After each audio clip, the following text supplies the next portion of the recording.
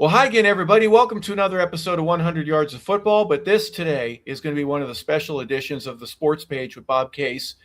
Bob, we get to mention just in passing what a amazing resume that Bob Arum has had and his influence on the boxing world. A smart guy. We're going to talk about a guy that went to NYU, the Harvard Law School, was with the Department of Justice. His brain is something that's amazing. But we also want to talk about how he literally helped change the sport and make it all the best that he possibly could while he was a part of it. Bob Case, please introduce Bob Arum for us. Yeah. Number one, I want to say, Bob, it's just an honor to have you on our show. And let me just say this. We've had many Hall of Fame baseball players and football players on here, but we've only had one GOAT. And I don't mean an old GOAT. I mean the greatest of all time, you. And it's just an honor to have you on here. And it would take me the whole show to go through your resume, but I want to mention briefly a few things. Bob Arum has worked with Top Rank and started Top Rank, which is the rock star of boxing. And he surrounded himself his whole life with Hall of Famers. He's not the only Hall of Famer. You know, Lee Samuels is a Hall of Famer. The great Teddy Brenner is a Hall of Famer. Bruce Trampler is a Hall of Famer. Brad Goodman's a Hall of Famer. Brad Jacobs is a Hall of Famer. And arguably the two greatest matchmakers in boxing history, number one, Teddy Brenner, and Bruce Trampler. He's had two of the greatest matchmakers in the history of boxing working with him. And he had the great Pat Rizzo. Now he's got Becky as the secretary. But Pat Rizzo, she always reminded me of a wise guy secretary. She was hilarious and smart as a whip. But the people he has surrounded himself with for decades are all greats, and the people he's known. I just want to go over briefly, and then I'm going to let Bob talk. This is just some of the Hall of Fame fighters and future Hall of Famers that he has promoted. Miguel Cotto, 41 fights. Michael Carbajal, 38 fights. Oscar De La Hoya, 37 fights. Donald Snake Curry, 37 fights. Johnny Tapia, 36 fights. Floyd Mayweather, 35 fights. James Lights Out Tony, 33 fights. Eric Morales, 32 fights. Muhammad Ali, 27 fights. Iran Barkley, 27 fights. Manny Pacquiao, 26 fights. Freddie Roach, 25 fights. Terrence Crawford, 24 fights. Shakur Stevenson, 22 fights. Robert Garcia, 16 fights. George Foreman, 14 fights. Thomas Hitman Hearns, 13 fights. Keyshawn Davis, 11 fights. Alexis Arguello, 10 fights. Ray Boom Boom Mancini, 10 fights. Tim Bradley, 10 fights. His Japanese guy now, who's terrific, Inoki, 10 fights. Roberto Duran, 8 fights. Tyson Fury, 8 fights. Sugar Ray Leonard, 7 fights. Julio Cesar Chavez, 7 fights.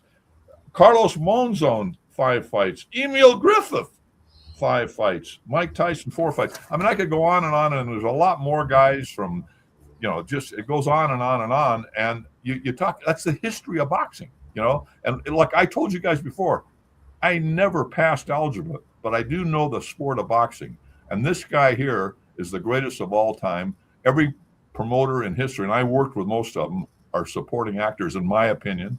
And so I just went, and he also did the deal with Evel Knievel. Jumping the Snake River was one of his first promotions. But you could go on and on and on, working with Bobby Kennedy to this guy. That guy was best friends with Al Davis, who I loved.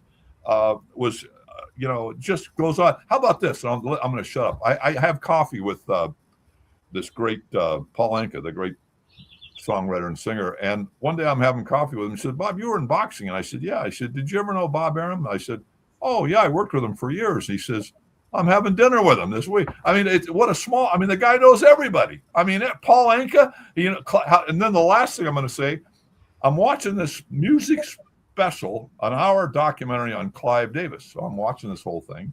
And he said, he's about Bob's age. He's from Brooklyn. And so I talked to Bruce Trampler, Bob's matchmaker, who's one of my dearest friends. And I said, "Bruce, I'm watching this thing with Clive Davis, and he has the same almost accent as Bob Arum. Do you think they ever knew each other?" So Bruce puts me on the phone with Bob. They grew up together and went to junior high and everything. So, I mean, it's just like, who does he not know? Who has he not met? Who has he not promoted? But anyway, Bob, I can't wait to hear from you. You look great, and you survived that knee surgery. What a badass. He goes in for knee surgery. and he was in such pain, and now he's walking around. I just love hearing about you, Bob. You're a survivor, and I can't wait to hear you. I'm done. I'm sorry it took so long, but I couldn't introduce you in 10 seconds. Well, thanks for all those words. Okay, let's go. All right. Well, Bob Arum, thank you for being with us. What a thrill it is to have you. If you don't mind, we go back to the beginning with everybody, a small town, little Brooklyn, New York. Bob had mentioned that you grew up and Al Davis was one of your buddies. What was it like for you growing up there in Brooklyn? And you end up being a Yankee fan. How did the Dodgers slip your mind? Well, I was like most of my friends, I was a crazy Dodger fan growing up, but they were the Brooklyn Dodgers. And then when they packed up and went to LA, that was like a knife in the back. And so we all shifted our allegiance to the Yankees and then later the Mets.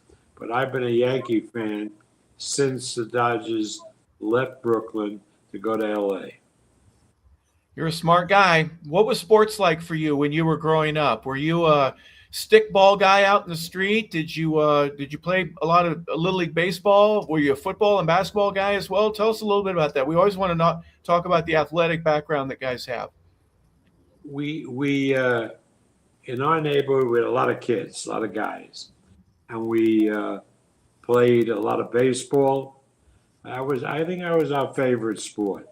Not so much football, although we played football on the concrete, mostly touch football, but also tackle football.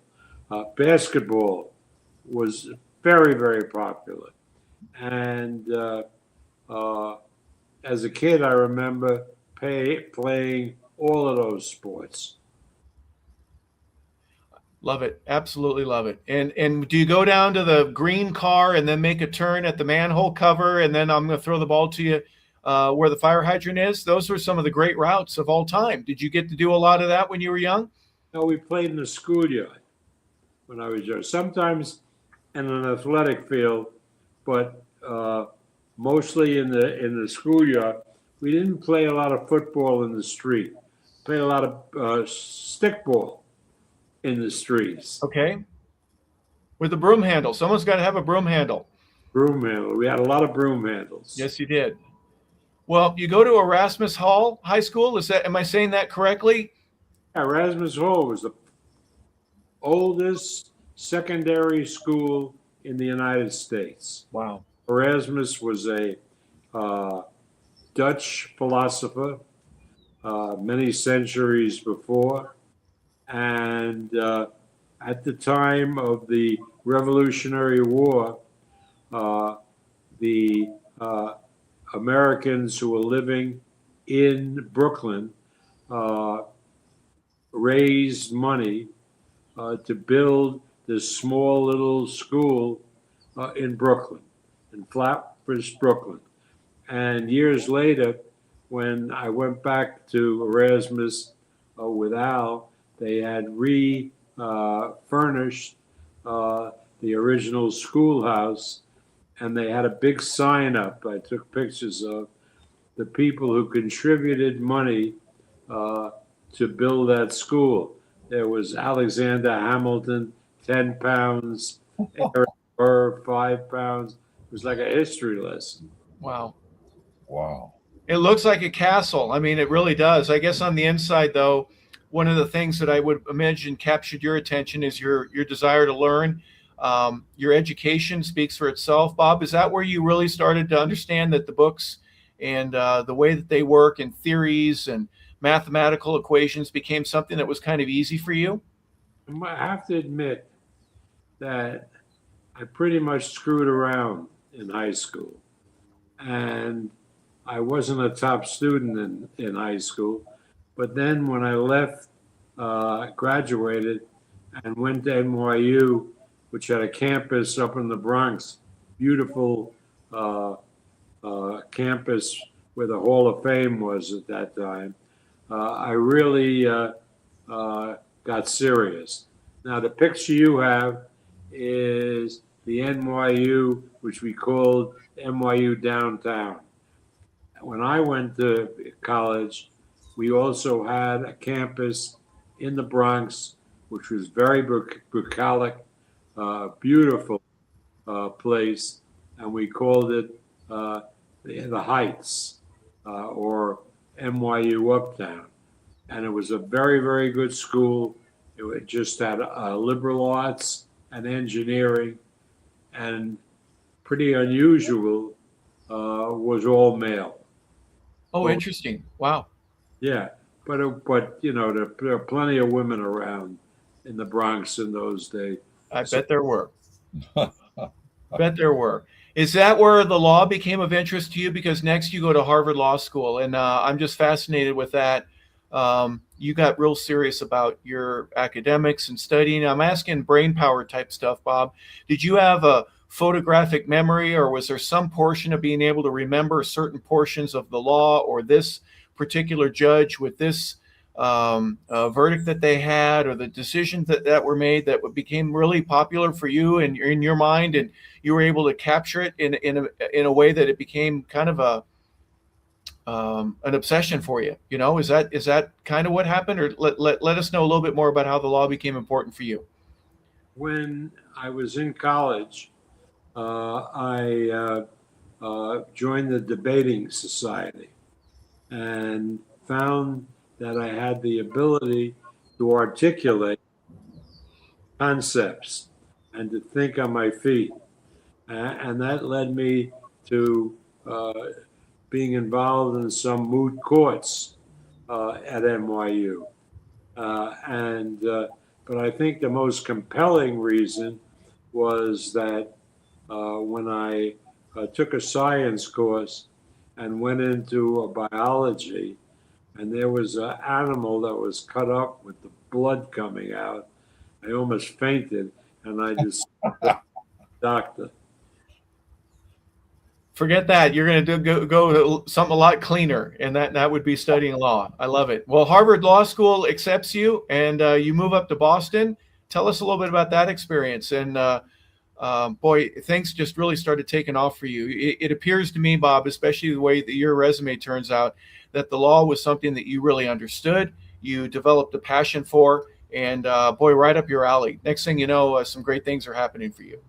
Yeah, well, Harvard Law School was at that time, maybe it is today, also the top law school in the world. And I excelled particularly in taxation. And we had a professor, Stanley Surrey, who was considered the expert in taxation. And I took special courses with him, etc., and got very, very good marks. And so when I left Harvard, graduated from Harvard, I joined a firm and was in their tax department. And then that was in 1956. Wow. And then I practiced law in that firm. And then in 1960, Jack Kennedy was elected president, and Bobby became the attorney general. And they appointed Bob Morgenthau as the U.S. attorney in the Southern District. And Bob and his chief assistant, Vin Broderick, recruited me because they know of my reputation in taxation, and they brought me into the U.S. Attorney's Office as chief of the tax department. And that, in effect, changed my life because about a year later, I met with Bob Kennedy, and he advised us that Roy Cohn, a lawyer in New York, the Roy Cohn, was taking the money was going to take the money from the fight and send it to to Sweden and pay Floyd Patterson uh, uh, on a deferred payment basis. That was the famous Patterson-Liston fight. So Bobby had me head up a squad of IRS officers, and we seized all the money from the fight, which included all the box offices that were showing the fight on closed circuit television. And subsequently, 10 days taking Roy Cohn's deposition and really learned everything about the sport of boxing from a business standpoint. Although I had never seen a fight, uh, but actually seen a fight except once in a while on television, and really had very little interest in boxing. In 19 50 something, 55, 50, no, 65. I left the U.S. Attorney's Office and went to, became a partner with Louis Niza in his firm. And there was a company called Main Bout that was distributing fights on closed circuit. And they were doing a fight, Ernie Terrell and George Chavallo in Toronto. And the fight was doing lousy. And they asked me, the great genius, what they could do to stir up interest. And this was 1965. And at that point, there had never been a black person who had been a commentator, whether it was news or sports. It just hadn't happened. So I said to them, let's get a black guy to be part of the announcing team, and that would stir up some interest. So they gave me the job of finding somebody. So I first tried Willie Mays, and he wasn't interested, didn't know anything about boxing. And then through a lawyer in Nassau County, which is outside of New York City, I had a meeting with him, and he had sent Jim Brown to Syracuse and was acting as Jim Brown's lawyer. And he said, well, Jim would be interested. And this turned out, Jim was in his last year of football. Nobody knew that. And I signed Jim to be a commentator on the telecast for $500. Oh my goodness! Wow. Jim came up. It was because it was closed circuit. The telecast was on a Monday or Tuesday, and Jim had played on Sunday. And he came up there, didn't know anybody, so he asked for me, and we just hit it off right from the get-go. And after the fight was over, Jim said to me, you shouldn't be the lawyer for these guys. You should be the promoter. And I said, well, Jim, I don't really care about boxing. And besides, there's only one guy that means anything, and that's Cassius Clay. And I said, he's tied up. And Jim said, no, he's not. I can make an introduction. Oh wow. That sounded like the usual, nice guy talk. And when you first meet somebody. And so I didn't take it very seriously. But a month later, Jim called me, and my office was in New York. And he said, meet me at this hotel in New York in 2 days. And you're going to meet Ali and his advisor, Herbert Muhammad. And we'll see if we can get you involved in promoting Ali. So I had the meeting at the hotel, and they shipped me out to Chicago to meet the Honorable Elijah Muhammad, who gave me the seal of approval, apparently. And I embarked on promoting my first fight, which was going to be Ali and Ernie Terrell. And it was going to be held in Chicago. That was part of the deal. And Ali was training in Florida, and the government changed his status in the draft from 1Y because he couldn't read or write at the time to 1A, which meant he was eligible to serve. And a sportscaster for CBS in Miami got the news off the wire, went to Ali's house in Miami and interviewed him. And that's when Ali said, I'm not going to the army. I got nothing against the Viet Cong. And Mayor Daley was the mayor of Chicago, and he was a real right-wing guy. And he got the Illinois Commission to throw us out. I went around the country. There was no place I could put that fight in the United States. I went up to Montreal, signed a contract for the Montreal Forum, and the American Legion put pressure on the mayor, Mayor Drapo, to get us out of there. Finally, Harold Ballard called me from Toronto, and he was the half owner of the Toronto Maple Leafs and the Maple Leaf Gardens. And he said, you bring Ali to Toronto, and nobody's going to stop us. So I went to Toronto to meet with Harold.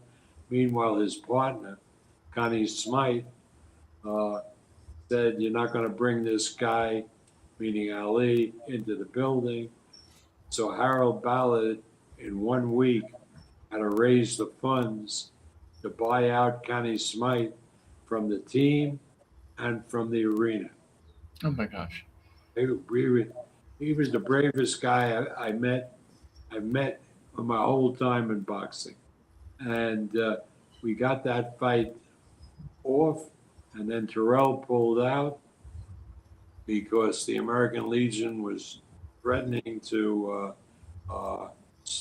boycott and strike closed circuit locations in the U.S. And so Chuvalo stepped in, and we did Ali and Chuvalo from Toronto, March of 1966, a little over 60 years ago. Wow. Wow. Bob, the story that you just shared with so many different connections from Muhammad Ali and Conn Smythe to Robert Kennedy, what you started learning, I guess, in taxation school and studying that from the law perspective, did any of that apply to carry over to make you such a good negotiator? Because you understood money, right? That's a serious, important thing in any negotiation. You understood contracts. And then with all your negotiations, you went to Harvard. Guess where the Kennedys went? And so you were able to be a real good connector. You know, you were Cupid. You would match people up and see how it worked. There's a certain magic with that. There's a certain it factor, whatever it is. You had that, right? You had that. We're able to exemplify that from the very beginning. Can you talk about what an important role it was for you to be able to put this person and that person together, and in a way you make a great deal? Well, that really came later, because what I was describing, which is my, in effect, introduction into boxing, Sure. I was like a guy who, not because of anything that I had done, but because of the political circumstances which existed then, I was like a man who was drowning. And I had to keep my head above water and not quit. That when people, I've had a lot of tough promotions, and people ask me, "Is this the toughest promotion you've done?" And I said, "No, the toughest was my first one because I thought I was going to drown. Everything that could align against me happened, and there were big forces aligned against me because actually aligned against Muhammad Ali, and I got caught in the wake, and I almost drowned.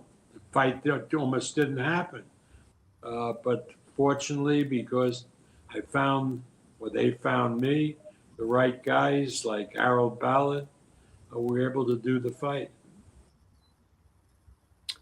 There's a lot of no's that you have to go through to find those yeses, and you have an objective that from very early on, this fight's going to happen. But I've got a lot of people and a lot of situations that are in the way.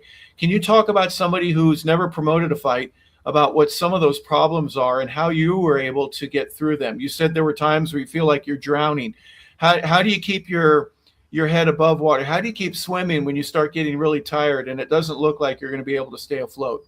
Well, I think about that because there have been some awful times, some hard times, really hard times, when you couldn't get a match done. You couldn't get people to agree to how they would cut the pie, so to speak. Sure. And it went on for days and weeks. But it never got me down, particularly because I had been through hell in my first promotion, and everything after that was really easy. I mean, that's really the case. I mean, you cannot believe to be an American in the U.S.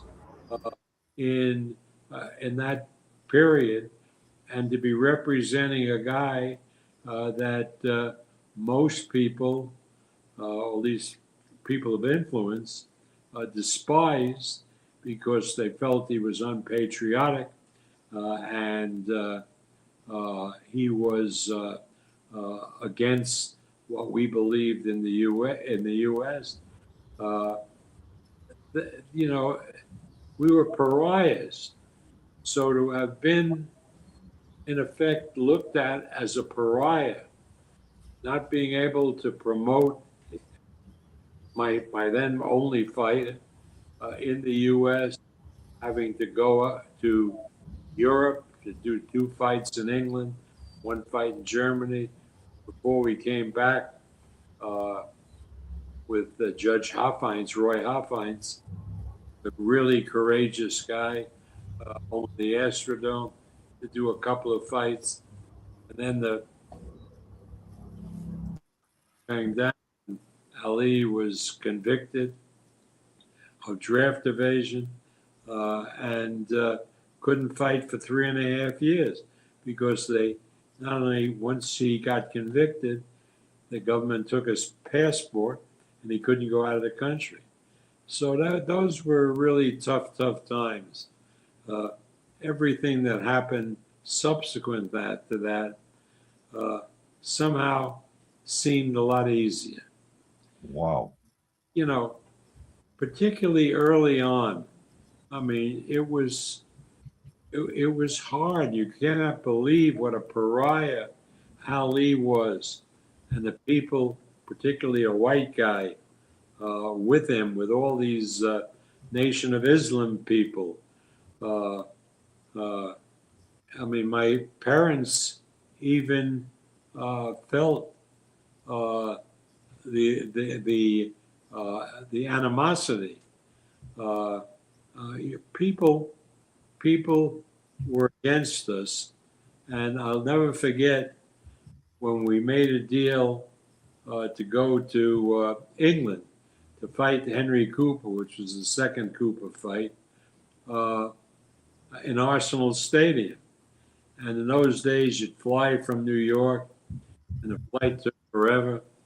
And you'd get there early in the morning, and you'd go to the hotel, and they put us up at the Hotel Piccadilly, and in Piccadilly Square, and we slept through the morning, and then got up and got outside. There was a terrace, and we were standing on the terrace with Ali, and there were 5,000 Brits in Piccadilly cheering for Ali. And that like turned everything around, because from being pariahs and hated and people saying bad things about it, when Ali went to England to be cheered by the English fans, you cannot believe what a tonic that was.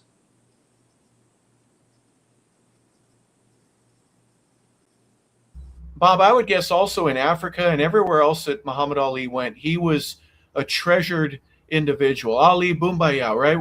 When Foreman goes to Zaire and comes out with camo and army boots and German shepherds, he was really revered all over the world in ways that, now, is this new for you to be able to experience this for the first time in Piccadilly Circus and in other parts of the world where this is the guy, and you're entrusted to help promote him and to help him to be the best he possibly can be, and to be as lucrative as it can possibly be. What was that like for you at that time?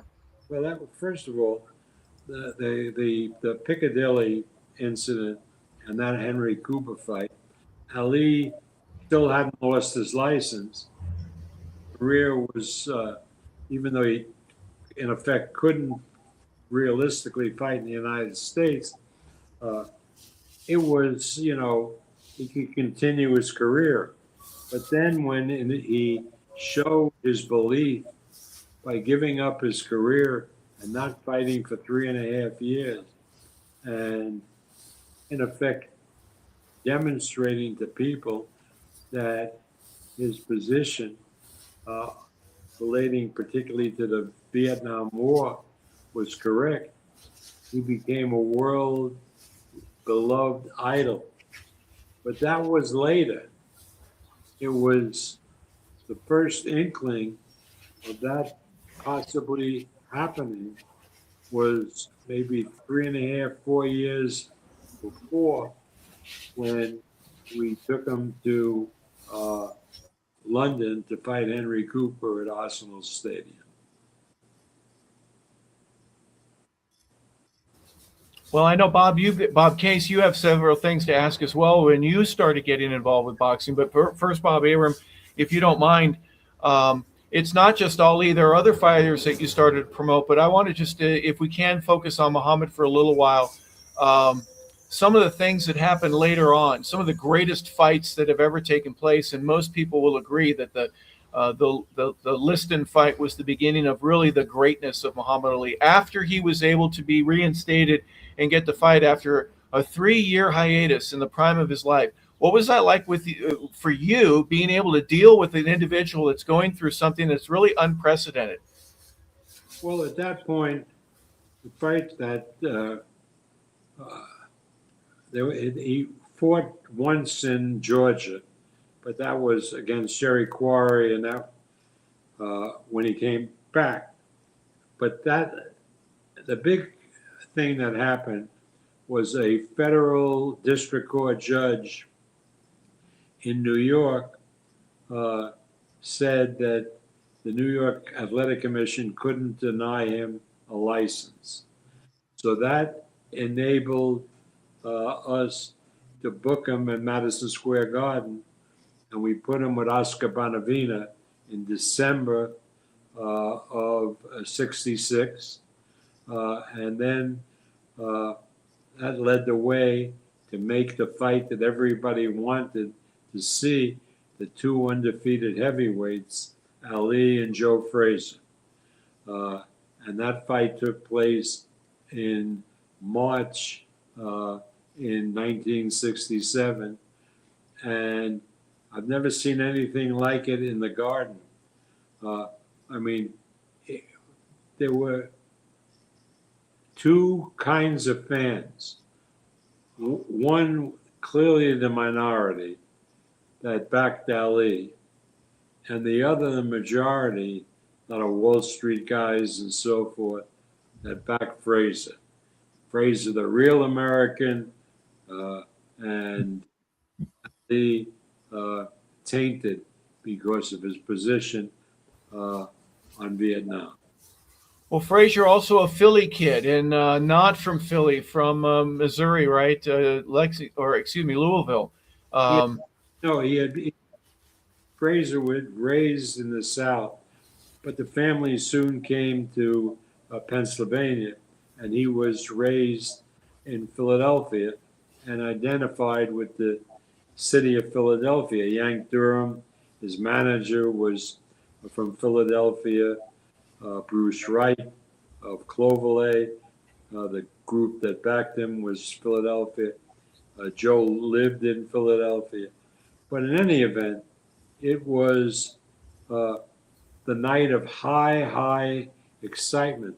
The world seemed to stop when that fight was going on. Every closed circuit location was sold out all around the world.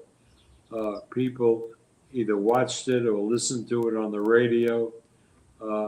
And it was a very close fight, but Fraser was able to pull it out with a knockdown in the last round. And remember, they 15 rounds in those days.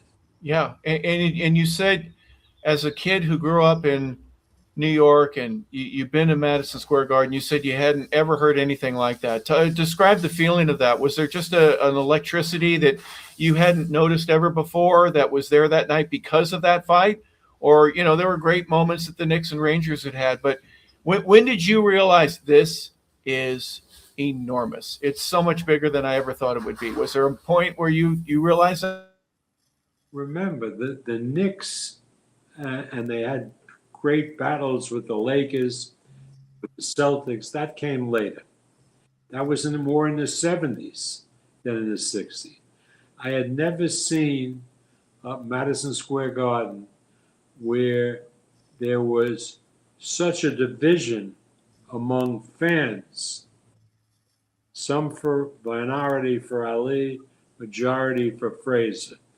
And palpably, you felt it in the air, and I had never seen anything like it. It was breathtaking. And I imagine the small minority of Ali fans, as he continued to impress and get in round 7 and 8, 9, and 10, and be able to that their loudness was enhanced because of the overwhelming majority that were rooting for Frazier. Being there and having that, I mean, that was a certain excitement that you got to take yourself out of your role and just were you a boxing fan that night as well? I was a boxing fan. I didn't promote that fight. Jerry Perenchio did, because he put up what was then an enormous amount of money, which he recouped and made a big profit putting on that fight. But I was Ali's lawyer, and I represented Ali in the negotiations, and I had great seats in the Garden, and it was a night that I'll never forget. It was just magic. Bob Case, I know you've got plenty to ask as well, but before we do, one more. What was next after that? When did your business perspective start to change to where you said, I think I can do this and repeat it and rinse and repeat and get other great fighters involved in the sport and be able to make sure that the promotion was done correctly?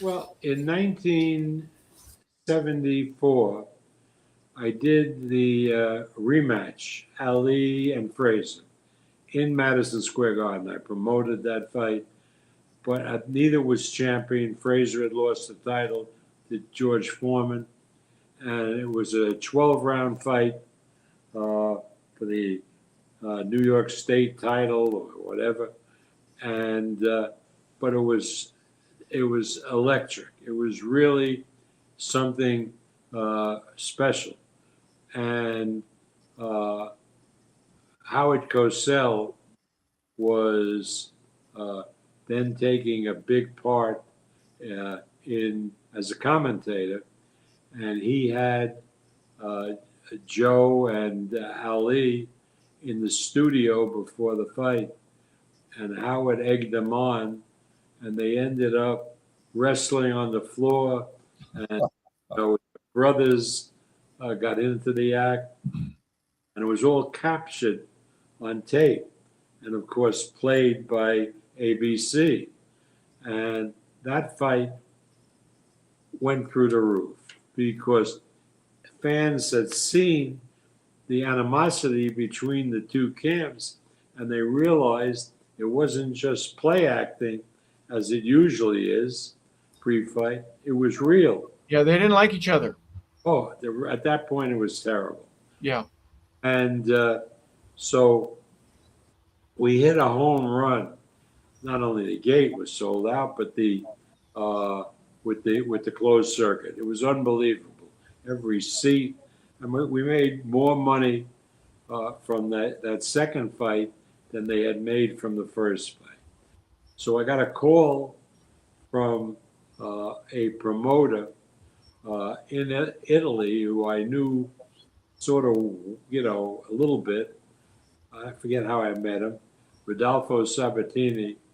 And he says, Bob, we're doing a fight in France between Napoli and Monzon.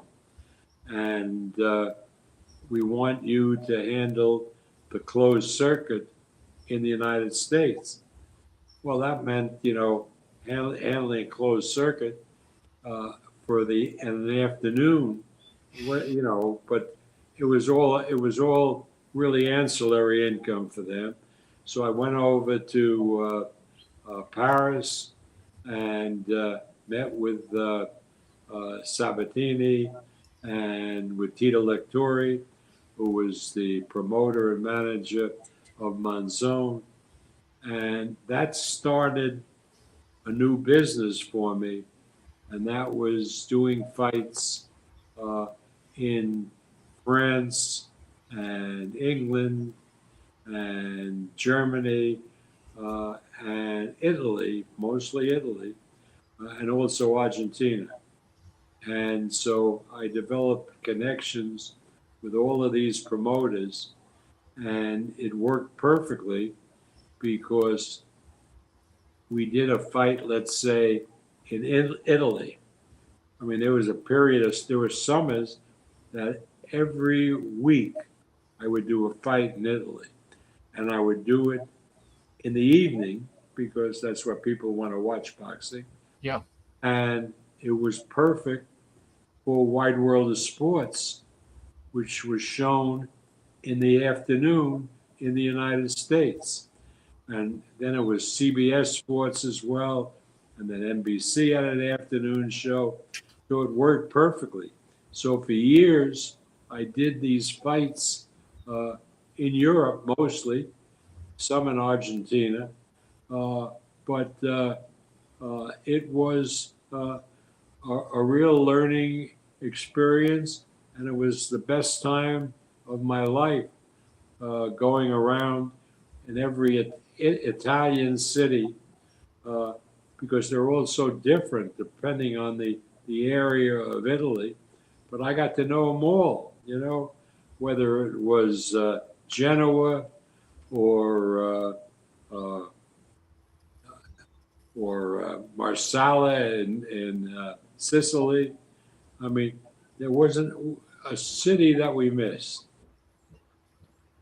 Bob, what fascinates me is at that time, I think technology was beginning to change and worldwide acceptance of the sport was growing. And you got to be at really the ground level of that, being able to, I'll just use the word, you were able to profit from it in a way that you had locals in Italy that get to watch Italian fighters They can also watch American fighters, and American fighters can watch other people around the world, and bringing all of that connectivity together in a worldwide manner makes it really small. The world likes the sport. They like to see two guys going against each other. They always have. Well, yeah, that's true. But remember, when I first started in the mid '60s, there were no satellites, so you'd have to transmit the signal on telephone company long lines, and then you have to make tapes and ship the tapes abroad on a plane to see the next day or 2 days. But by the '70s, satellite technology was developing. Satellite technology first developing in the United States, and that saved HBO Yep. going under. But now that with the satellite, they could transmit the signal throughout the country.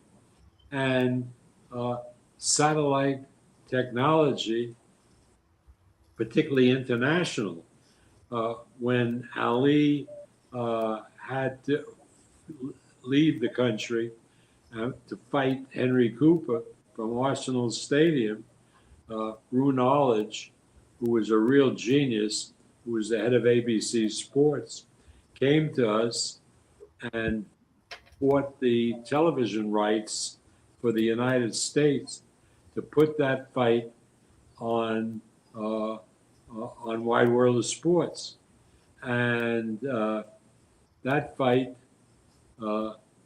did the highest rating that they had ever had. And so Rune realized that they were onto something. He was onto something big, and he was a visionary. Yep. So the subsequent Ali fights, one in England against Brian London, and the next in Germany against Mildenberger, was similarly in the evening in Europe and England, and were shown on Wide World of Sports and got tremendous ratings. Well, you mentioned Rune Arledge. Would you mind terribly if I asked you one of the easiest questions that probably you'll ever get asked? Was Howard Cosell the right guy at the right time, where people could like or hate him, and then he'd bring people on? But his rapport with Muhammad Ali, and I will always remember that you're being quite truculent, aren't you? An attorney, a New York guy. And Ali looks at him and he goes, truculent? I don't even know what that means, but if it's good, then I'll be all that. I realized that cat and mouse playful antic and good for TV and good for the sport was the right thing at the right time. Would you agree with that, or am I out of my mind?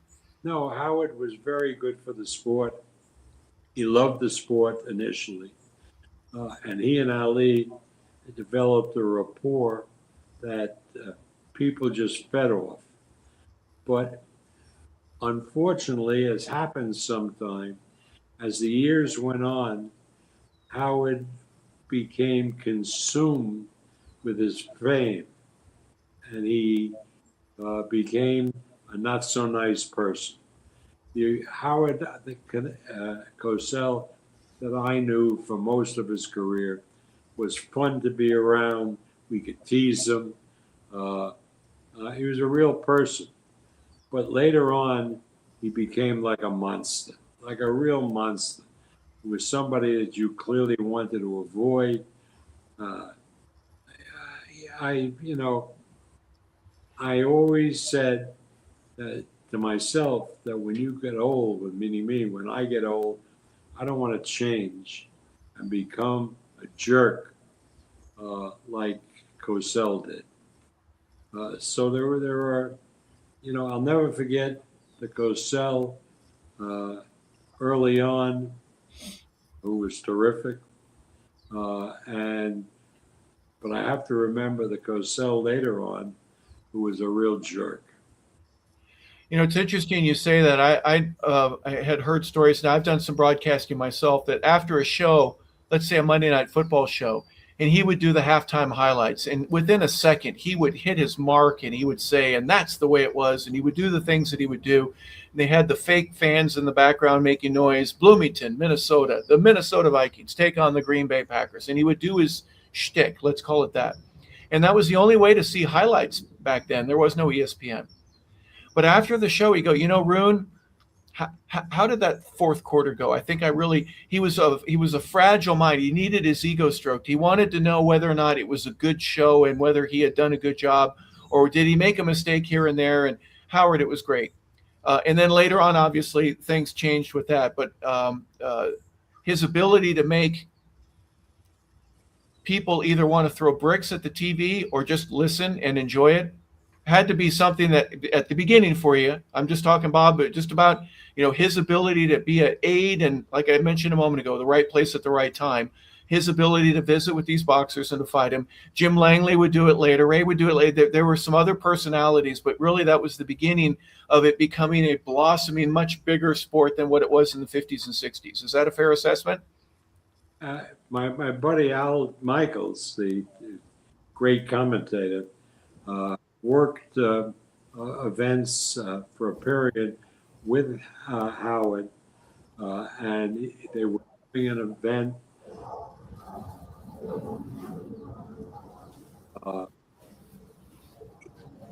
dinner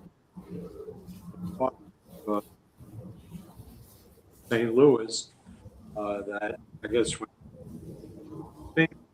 was fighting, and they were coming back in a limousine, and they saw on the street in this black area these two guys fighting each other with a crowd around them.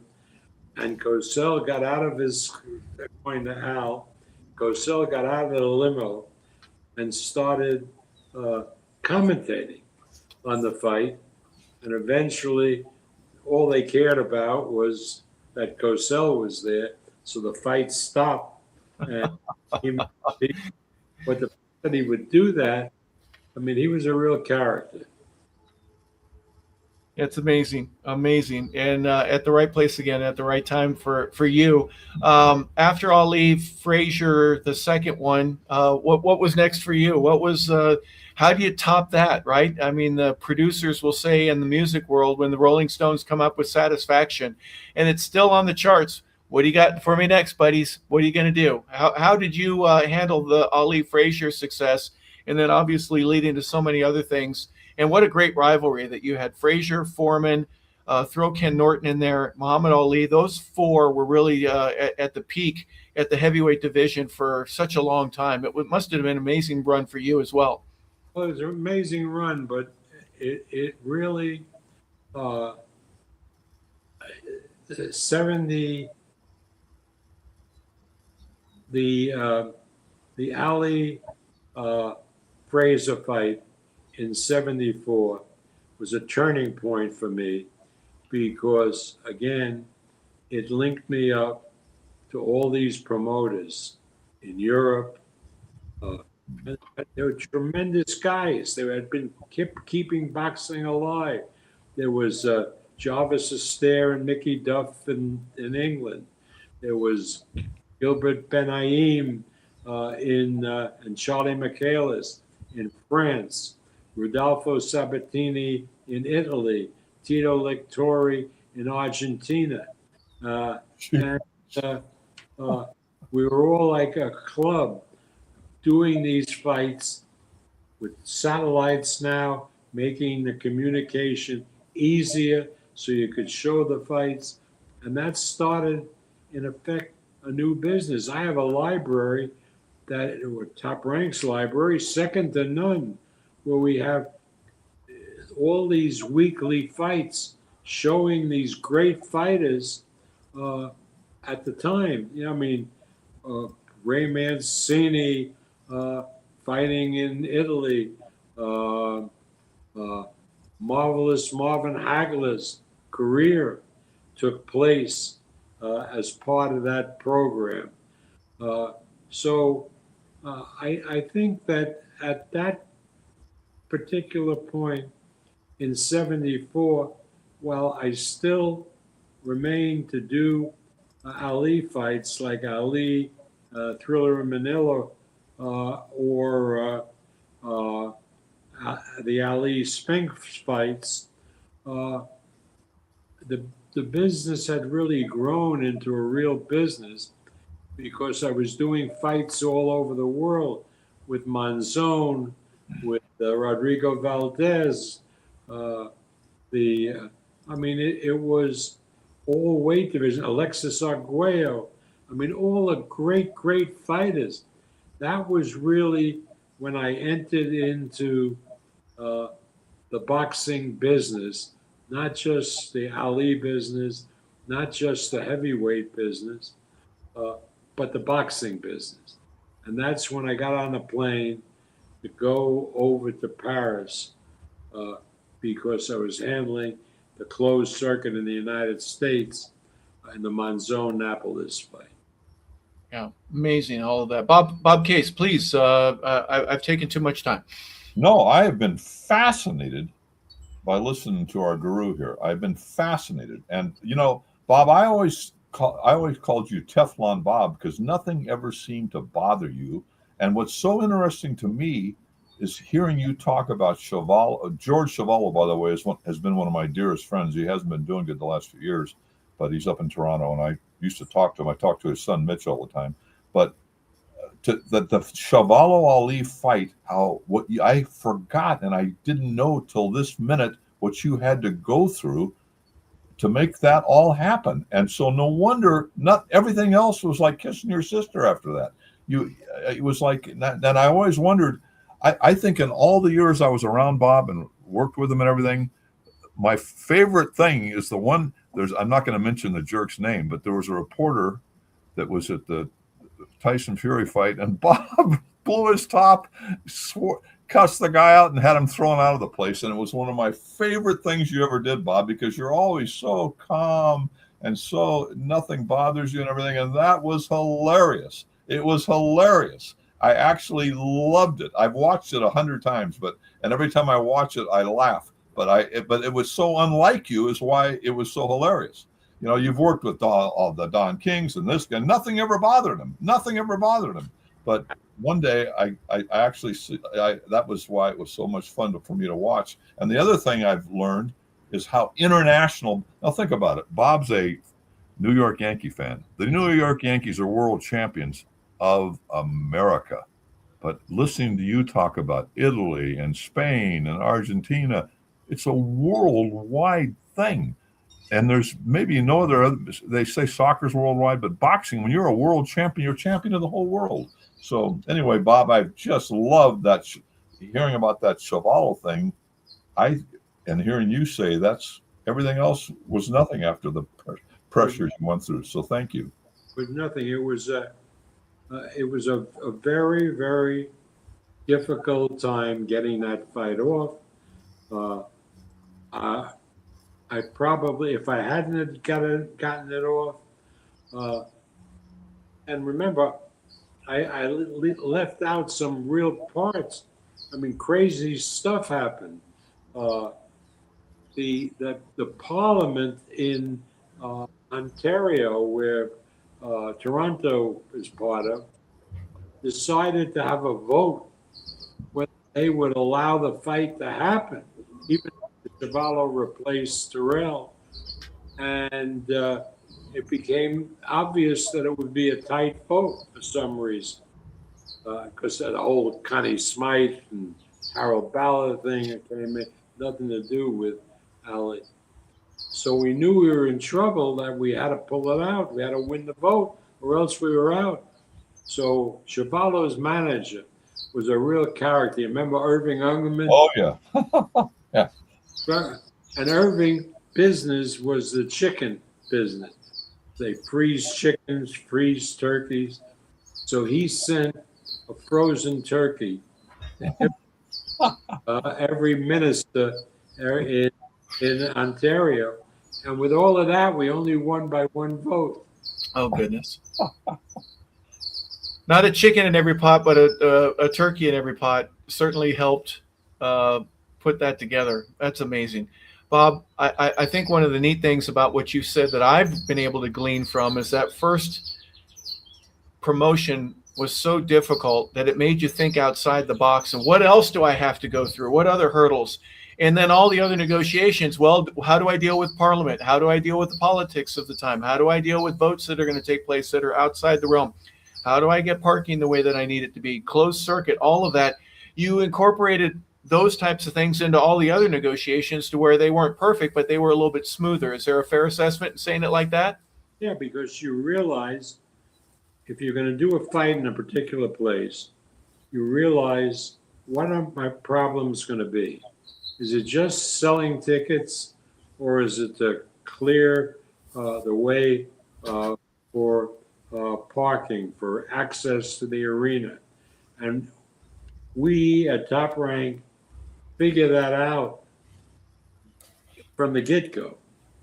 We figure it out when we make the deal, and so we're not playing catch-up a month later when the fight's about to go on, and we said, oh my God, there's no parking and so forth.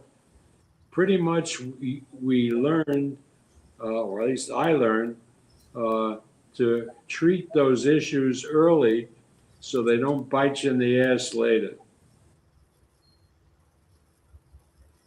Absolutely. Yeah, you don't want anything like that. But the negotiation itself helps you, your experience, your wisdom, your number of at bats started to get a little bit more. And gosh, some of the other fights that you were able to, especially when you mentioned just a few moments ago, just outside the heavyweight, how popular some of the other lighter fighters are in different parts of the world, the Latin Americas and the Europes and the Italy fights that you mentioned. They don't always have to be a heavyweight fight.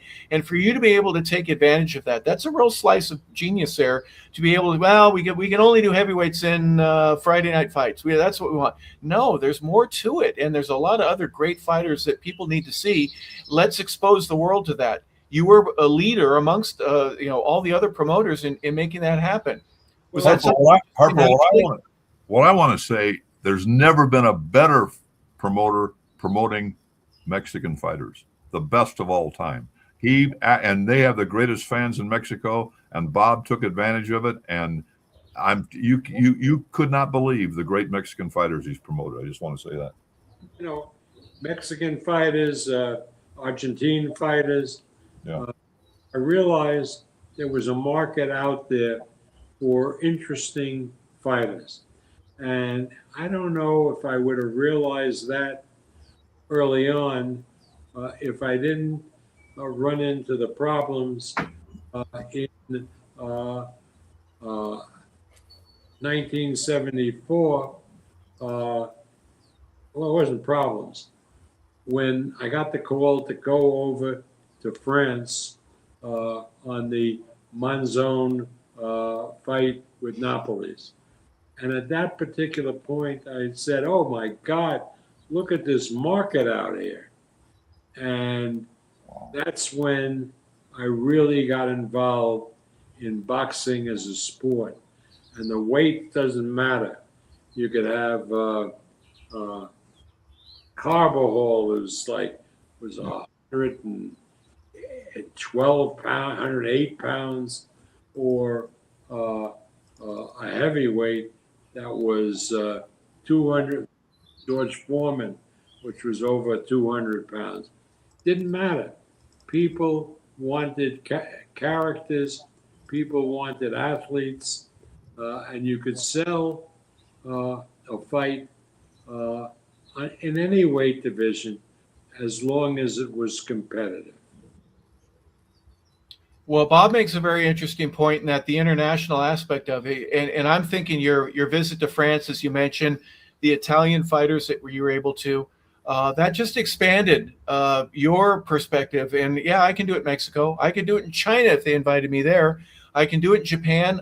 There's a worldwide market for that. And for you to be a part of that, or at least being exposed to it to where, hey, I think I can make this happen. What was that like for you just in learning your experience and the idea of having it happen versus the reality of getting pen to paper and getting two fighters to actually sign and agree and have a venue? your expertise and your wisdom to be able to do that, especially in different languages in different parts of the world. How did that develop for you?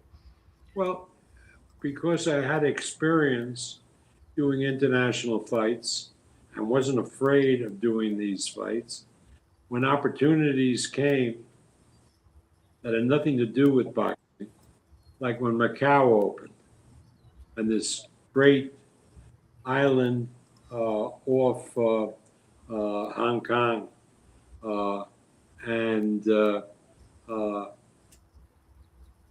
millions of Chinese, mainland China, poured in, and it was, and it is today, the biggest gaming market in the world.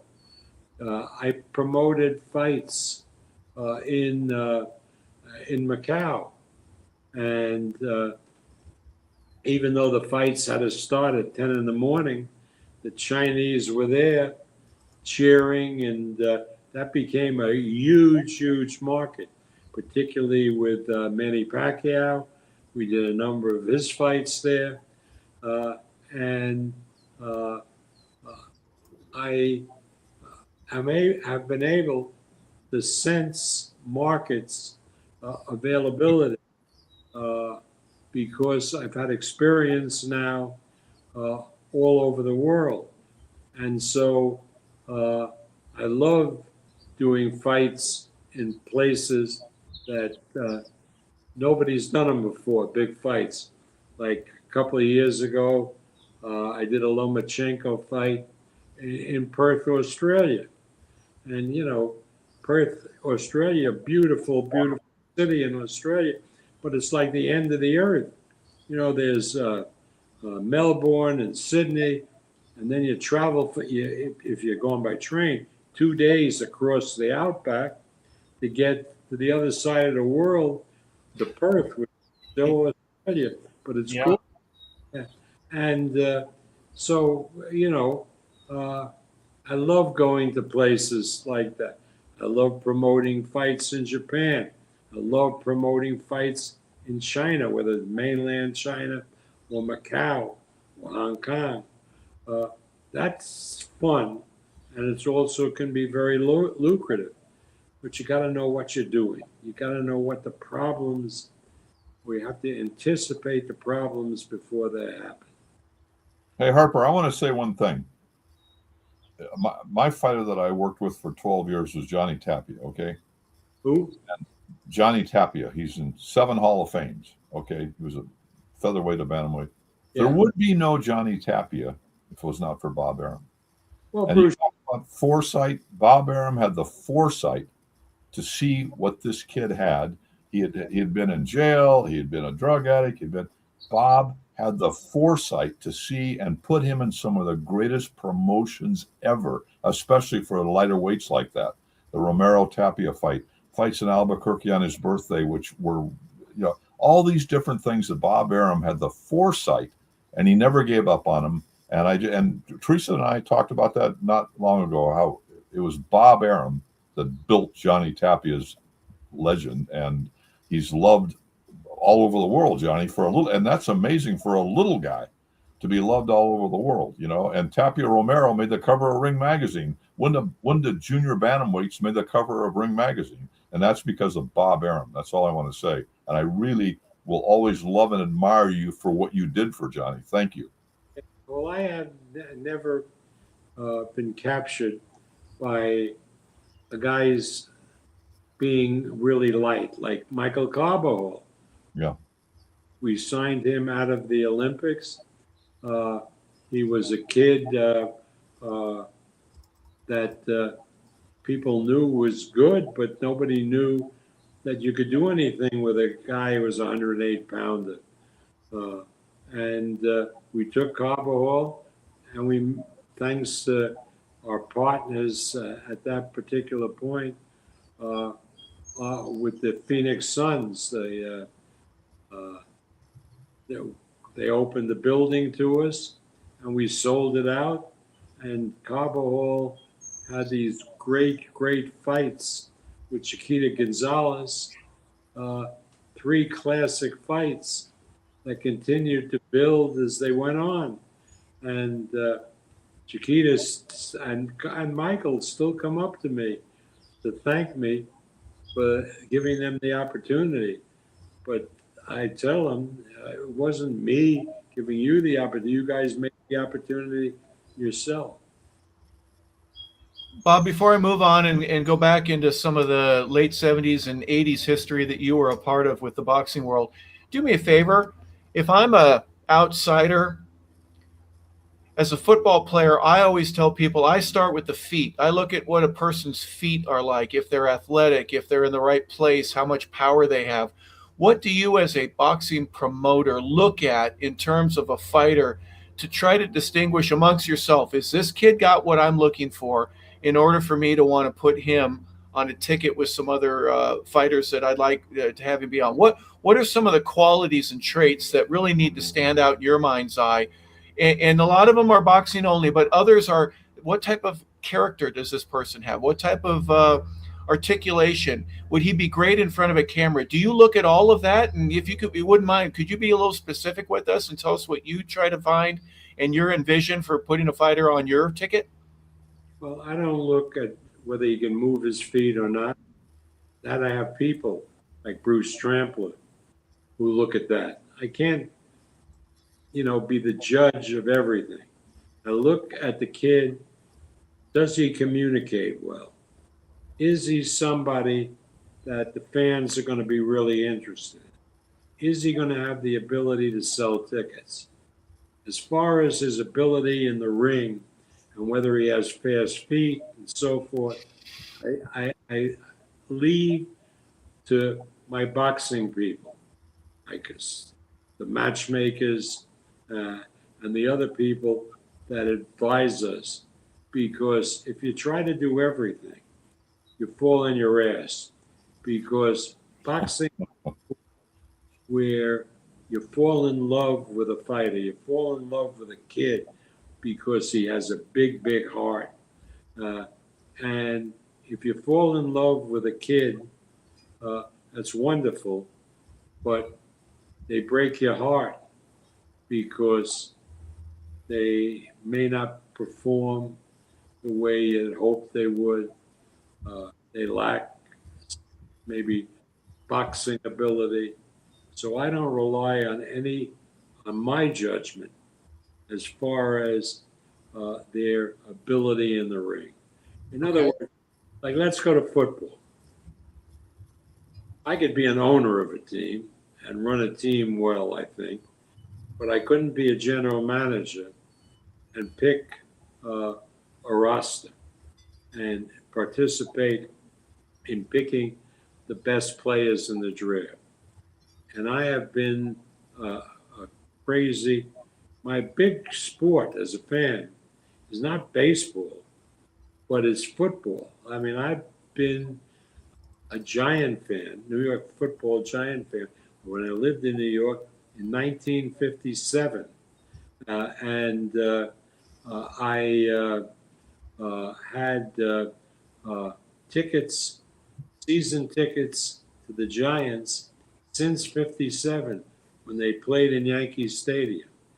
And to this day, even though I don't live in New York, I have 8 season tickets to the New York Giants. Wow. Playing out in the Meadowlands. But people say, what a waste. But it wasn't a waste because my kid grew up in New York. My son was a professor at NYU before he moved out west.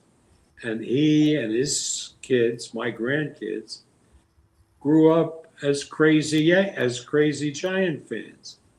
I mean, they have Giants clothing. They're really, and when we get together, we immediately talk about the Giants and their prospects and how they're doing. So it really creates a culture. So even though, particularly since I've lived in Vegas and spent time in LA, I spend less and less time.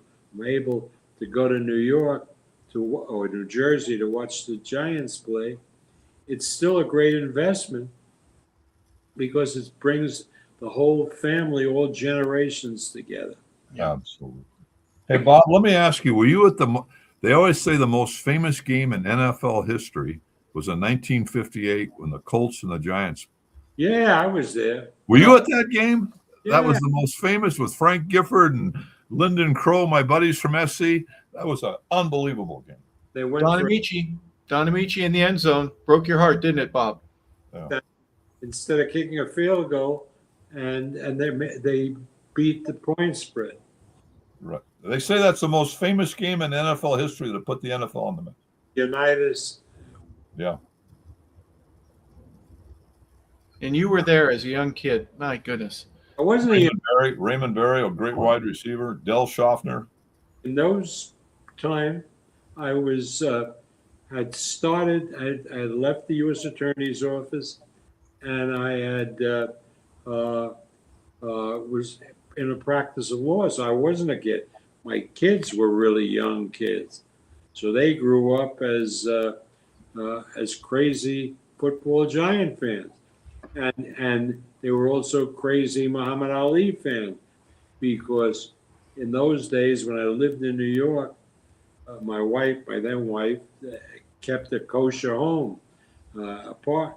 And so when Ali and Herbert Muhammad would come to town on a weekend, which was a lot, they would always call to come to my house to have Friday night dinner because it was kosher.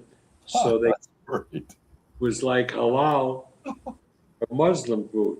So yeah, that's hilarious. Kids at all young ages sitting around with Muhammad Ali with his arms around him. That's great. I got to meet him once, and he was so kind. What an amazing person. But before we go to Ali, would you just tell me, can you remember were the tickets $4? Was it $7 to get into the championship game? Do you remember what the ticket prices were from back then?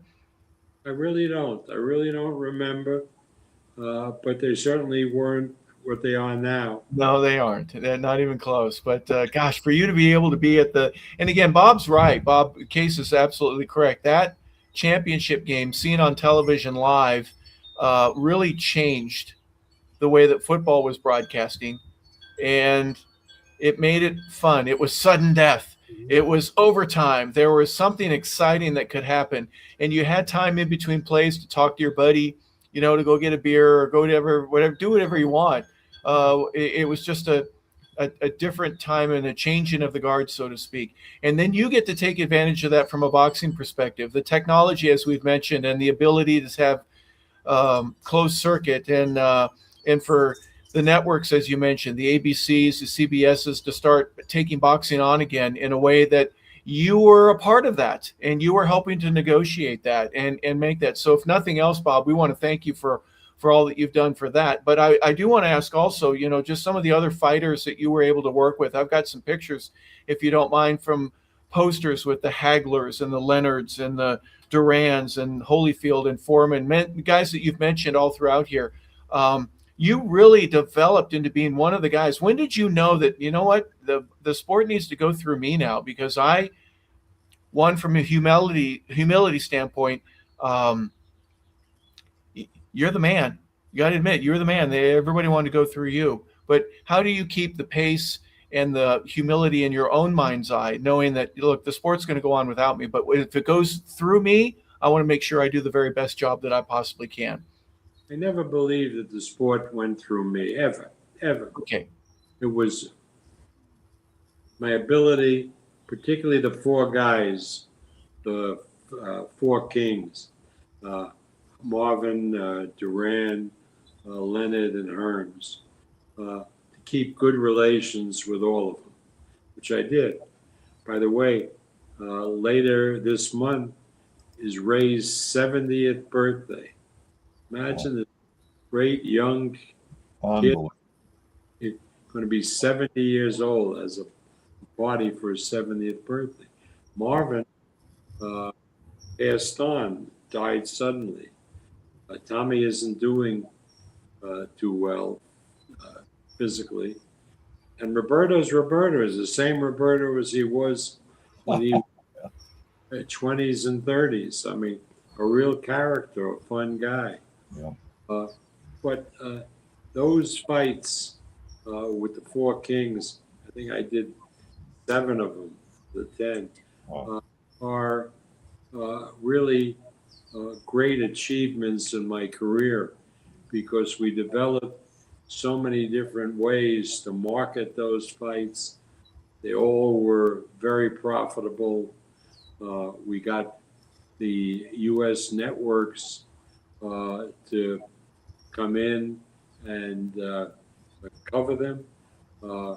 We had Good Morning America would be there, so that meant that I have to get the guys up, particularly after a fight, at 5 in the morning, so they could be on, because it's 3 hours difference from New York, but it was worth it. It was worth it because it really built boxing up big. Those great contests. Greatest time ever. Greatest era, maybe in the history of boxing. Well, maybe, but again, it's who would ever forget? How could you forget Angelo Dundee, the great trainer, Right. telling Ray Leonard in the Hearns fight, "You're blowing it, son. You're blowing it." Yep. Ray turning it around and giving up on boxing, Tommy, and just went after him and knocked him out. I mean, those are unbelievable moments. How about the speaking of Sugar Ray Leonard, this shows you Bob again is he brought Sugar Ray Leonard in as like a quote manager for Johnny Tapia. That really helped Johnny's career because Sugar Ray Leonard, and that was Bob doing that, putting Sugar Ray Leonard in with Johnny Tapia, and it was tremendous. Another great thing you did. Because I knew that Ray was the kind of guy that you could trust, and the kind of guy that wouldn't be overrun by a character like Tapia. Tapia was an anti-establishment kid, lovely, lovely kid, but hated authority and hated do. Miguel Diaz, remember they had problems, and Miguel was a great trainer, but they just had problems. But I knew that Ray could stand up to him, Absolutely, guide him correctly. He idolized Ray. Yeah, rightly so. Yeah.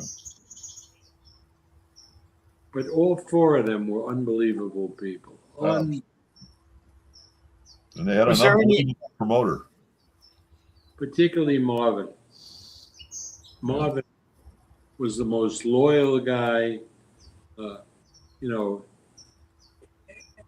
I'll never forget when Marvin really wanted to retire after the great fight with Tommy Hearns when he had knocked Turns out in the 3rd round. And somehow I convinced him to take another fight against John the Beast Mugabe. Oh, what a great fight. Full fight at Caesar's Palace, rainy night. And Marvin ended up knocking out the Beast, knocking out Mugabe. So after the fight, Marvin said, "Bob, that's enough. You talked me into the fight. No more." Now, Ray is watching that fight. He's retired. And he sees that Marvin is slow enough. So he challenges Marvin. And Marvin doesn't want to fight anymore.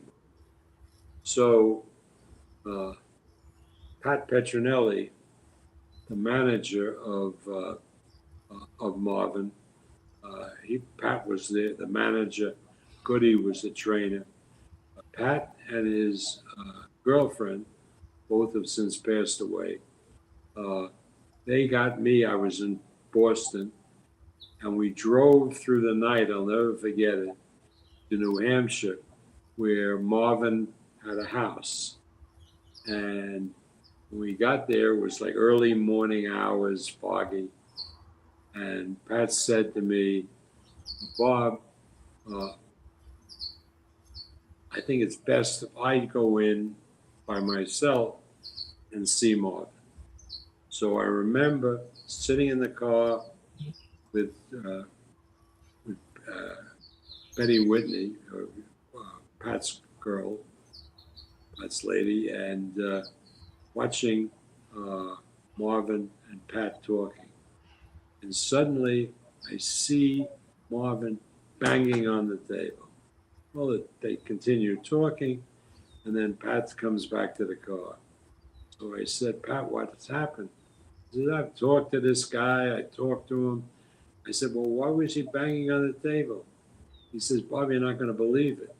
I said to him, Marvin, I want you to take this fight, and Goody wants you to take the fight because it's huge money. And if you take the fight, we'll cut our percentage by 50%. I think they were getting 30%, and we'll cut it down to 15% between the two of us. And Hagler looked at him and that's when he started banging the table. And Hagler said, listen, Pat, I don't know if I'm going to fight this pussy, but if I do fight him, you're going to take every penny that you're entitled to. Great guy. I mean, all those guys were great guys. We used to, we go on trips together to publicize the fight. So with Marvin and Hearns, we had to keep them apart for some reason. I forget what.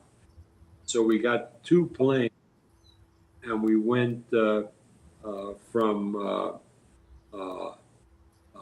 New York to LA, stopping in all the cities in between, publicizing the fight.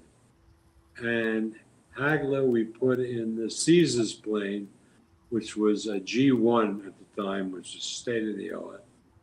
And Tommy was in a plane almost as good, but not quite as good. So Marvin would always land a few minutes ahead. But the deal was that when they got to California and then turned around and started back east again, they were at Caesar's Palace. They would switch, and Tommy would be in Marvin's plane, and Marvin would be in Tommy's. But Pat Petronelli, when we're at Caesar's, I'll never forget it, calls me, says, we got to have breakfast. So we're at breakfast, and Pat says to me, Marvin said if he has to switch planes, he's going home. I said, are you crazy? He promised, blah, blah, blah, blah, blah, blah. And he said, Bob, I can't do anything with him. I mean, if he doesn't, if you switch planes, he's going home. So I called up Emmanuel Stewart and met him for another breakfast. And I said, Emmanuel, he's a thing. Marvin isn't like that, but that's what he's saying. So we got Tommy to sit down with us. Tommy was a great guy. And we made a deal with Tommy that we'd get him another plane, another G1. It wasn't the Caesars one, another G1. So it was just as fast. But Tommy said, you're not going to switch planes. Every day I would switch planes. Being Tommy's plane was a joy because they taught me all these ghetto card games. And Marvin's plane, all they would do was eat the shellfish, it was very quiet. So I'm happy to say, okay, Tommy, that's a deal. I'll stay in your plane all the time. And that's what we did. And the trip continued. And we made all the cities going back east. So years later, I asked Pat, I can't, that really gripes me. I was so un-Marvin that I made a deal and then switched and set up. I made him change planes. He was going to quit the tour. He says, Bob, you're an idiot. I said, what do you mean I'm an idiot? He says, "Don't you know that Marvin was banging the stewardess and he would play and lose out on that?" The price you pay, Bob, to keep those little trade secrets. That's unbelievable right there. That's unbelievable. Happens in all the sports. It can happen. Absolutely. And The price. you were talking about Muhammad Ali promoting him in the Thrill of Manila. One of my two favorite Ali quotes were, he said to the president of the Philippines, "Every time I look at your wife, I realize you're not as dumb as you look." Now imagine saying that to the president of the Philippines. And then he told Howard Cosell one time, he said, "Every time I look at you, I'm glad that all the N-word look the same," which was hilarious. But he was so funny at different times. Well, again, and if I learned anything from Ali, was to say inappropriate things as long as they were not really offensive to the person I was talking to, but it may be offensive to a group of people and so forth. So that's Ali had a way to say things that could, at first reading, seem offensive, and yet, in retrospect, was not. And I guess being around Ali, I picked a lot of that up. Yeah. There wasn't the same division of hate, I think, behind it. It was more of a coy play of let's play some mental chess with one another. I mean, imagine telling, any president of any country, you're not as dumb as you look when you look at your beautiful wife or something like that. It's really a compliment more than anything, but in a locker room manner. People, and they were Filipinos are lovely people and they're fun-loving people. Oh.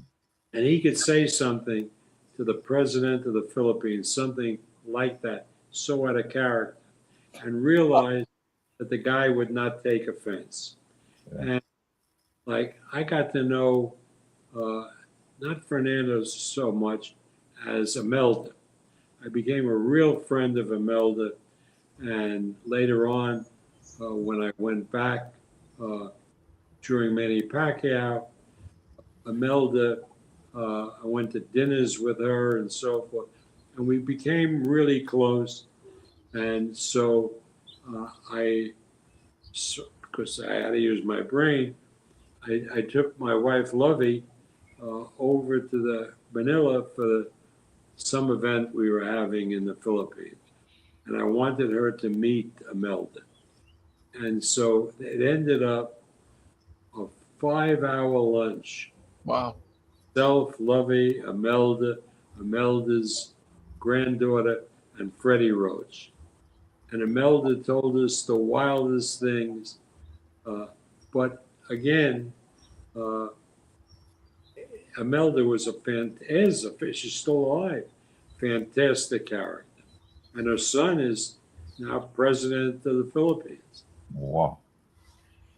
It strikes me when you share some of these stories, Bob, is there a portion of the four corners of the globe that you haven't been? I mean, you may not have been to the North or South Pole yet, but my goodness, your passion for the sport and your ability to help make it grow in a manner where you are just putting people in seats.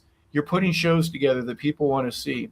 But talk a little bit about the joy you've had. A lot of it is work, but you get to see some of the most intrinsic places on God's green earth, and you've been there, and you've been at the highest class level. I just think your appreciation of what the job required and your ability to do it at the highest level is something that I think there's a great reward in. Could you talk a little bit about that and what it meant to you to be able to go everywhere and visit with some of the kings and princes and princesses of the world and to help negotiate things? Yeah, I think, now that you mentioned when you come at me with something like that, and so the first thing when I think of it, I don't know if it's the most important, but my time promoting fights in South Africa at the eve of the end of apartheid with my friend, the late Saul Kerslan. That was a tremendous experience. Uh, they made a deal with me because I said, Saul, I can't do a big fight in South Africa. You know, I'm going to get killed. And so with Saul's help, we got the government to agree that the stadium would be integrated.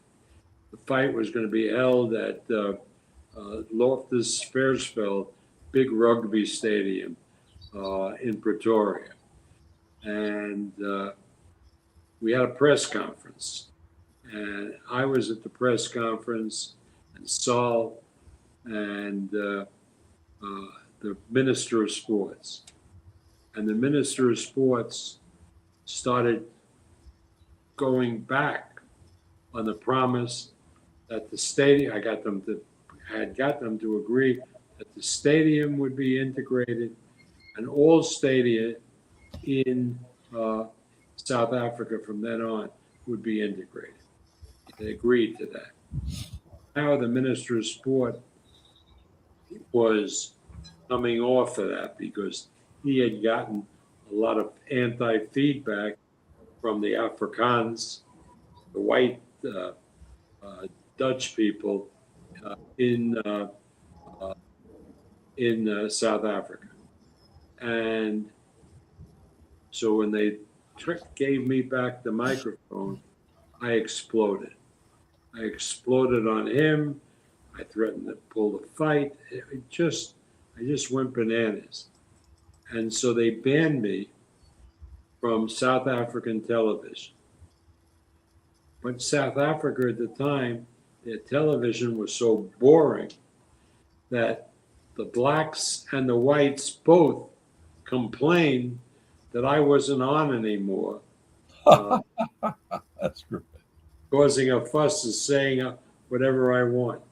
So the ban lasted 3 days, and finally they agreed to the integration.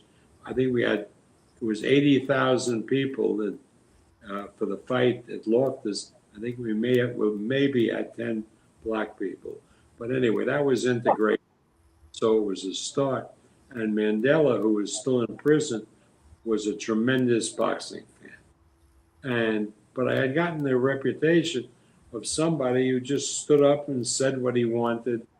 And I'll never forget after the fight, about a week after the fight, the stewards of the big racetrack in Bloemfontein outside of Johannesburg invited me to the races. And somehow, I don't know how, they fed me the first 3 races, 3 winners. So I'm feeling really good. And now they come to see me. They said, Bob, we want you to hold a press conference. A press conference for what? They said, we want you to demand that the racetrack be integrated. I said, are you crazy? I'm a foreigner. You guys run the country from a financial standpoint. Why don't you do it? Well, we can't do it. Not in a position, blah, blah, blah. But you can do it. So I said, sure. Have the press come in. So the press came in. I banged the table a few times. By the end of the week, the racetrack was integrated. What did that mean? That some Indian people who owned horses couldn't go into the owner's area, now could go in. But anyway, I experienced all of that in South Africa that, few people, had ever experienced before. A Zulu's ceremony for me. They gave me a spear and a something to cover me, and they inducted me as an honorary Zulu. So I love my experience in South Africa. And before Saul Curzon died, I wasn't doing any business there, but I visited Saul. He had a place in Cape Town, in Leokopi, mountain place, beautiful place. And he had lunch. He had Leclerc there. Leclerc was the last white prime minister of South Africa, and he was the one who handed over the rule to the African National Party, to Mandela. And so I had the opportunity to talk to Leclerc before Leclerc passed away sometime later. So I really enjoyed my time in South Africa, despite that Don King, when I announced that I was doing this fight in South Africa, got Al Sharpton, who at that point was a real hustling guy in New York, Reverend Al Sharpton, to picket my office on Park Avenue. And I had become a tenant in that building, big building on Park Avenue, I think 56th Street, when real estate was really bad in New York. So we got these offices for next to nothing. And then real estate picked up, and they were all banks and, upper class tenants in that building. And they'd have to go in day after day for all these guys outside, led by Sharpton, picketing my office. They were upset with you, but you were an honorary Zulu. Did you tell them that? Did you get your spear and your wardrobe together just to say that they don't have any problems with me? You don't need to either. Yeah, I mean, they were great people because, again, people look at what happened in South Africa as being a complete uprising of a unified Black population. And that wasn't necessarily the case, because there was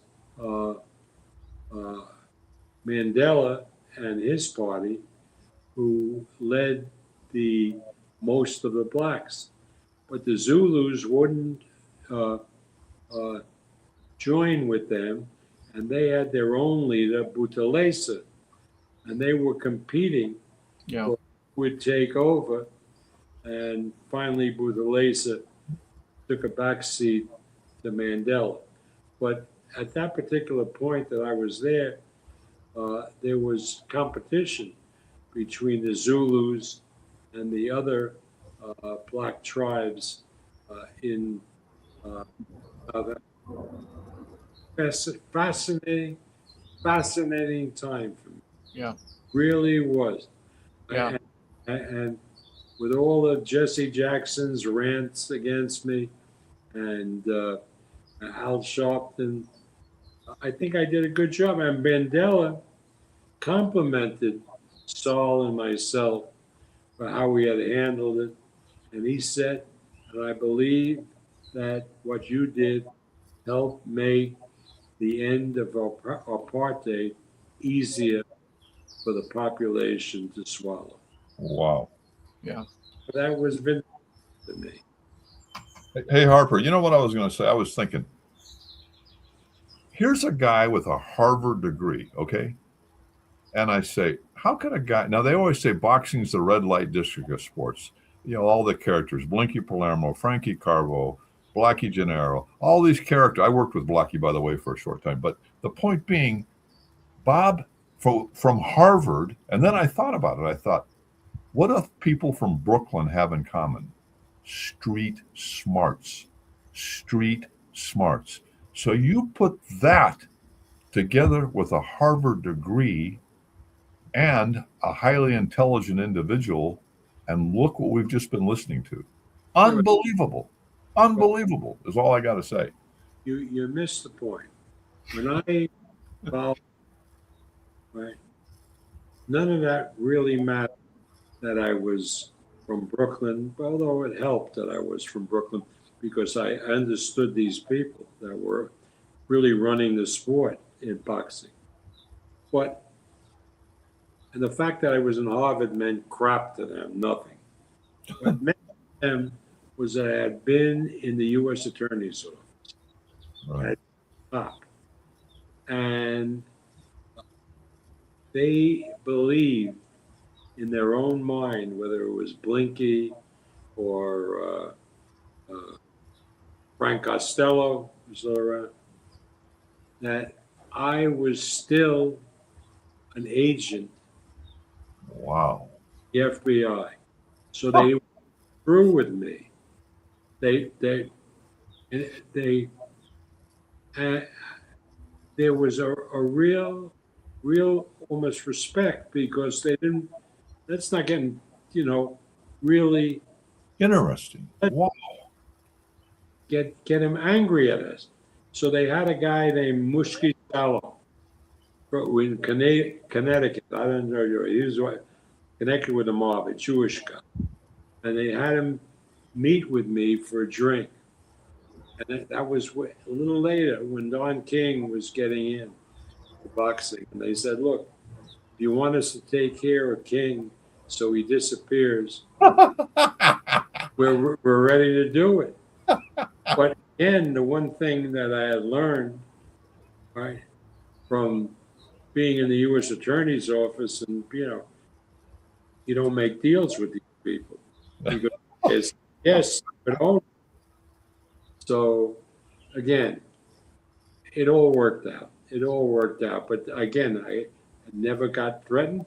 Although, tell a story. I get a call once, years later, from the FBI and from the U.S. Attorney's Office, where I had served. I've been from the U.S. Attorney's Office, Assistant U.S. Attorney, Don Amorosa. And he said to me, Bob, we have gotten information and we have to disclose it to you under this section of the statute. We have information that your life may be at risk or at least in bodily danger. I said, from whom? Well, we're not allowed to tell you. I said, you guys are schmucks. You tell me this, you get me scared, and you don't tell me where the threat's coming from. Anyway, that night I call up my friend at the FBI, a friend of mine at the FBI, and through process of elimination, we realized that it's Don King because King was involved in the tax fraud and because I had been years before in the head of the tax section in the U.S. Attorney's Office, and somehow I was out to get him. So I talked to this guy who worked for me, a black guy from New Jersey, the Nation of Islam. And I said, yeah, what I he said, I'm going to talk to my friend. And he talked to this lawyer who represented mob guys, Norm something or other, in New Jersey. Word came back to me, and I used to walk to the office in those days in Manhattan. We used to take a different route every day.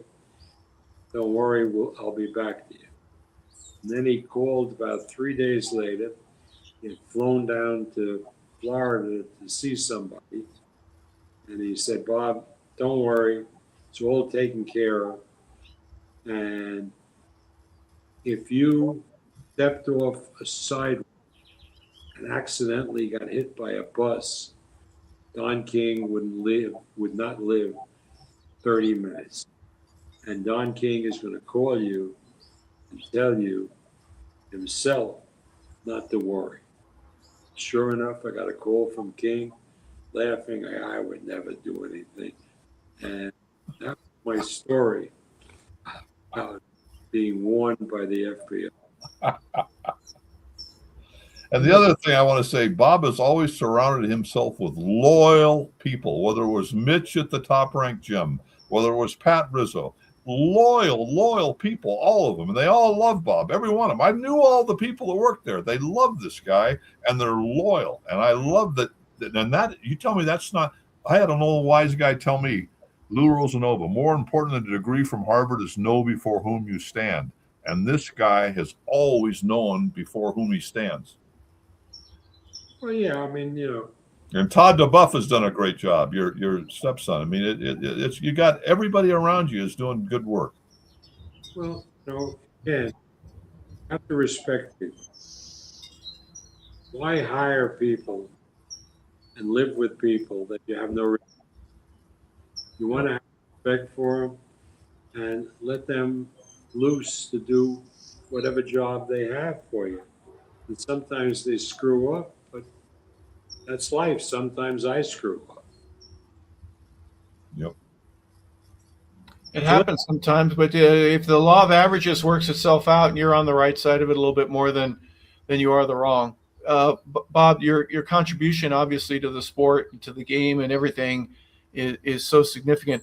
What are some of the memories that you have that you go, I really treasure being able to, and could you fill in the blank in terms of the boxing world and your ability, like I said, world traveler, you've met presidents and kings and queens and you've been able to negotiate for all different things. What are some of the highlights and memories that you have that are just ones that you kind of cherish a little bit more than some of the others? Well, I cherish a lot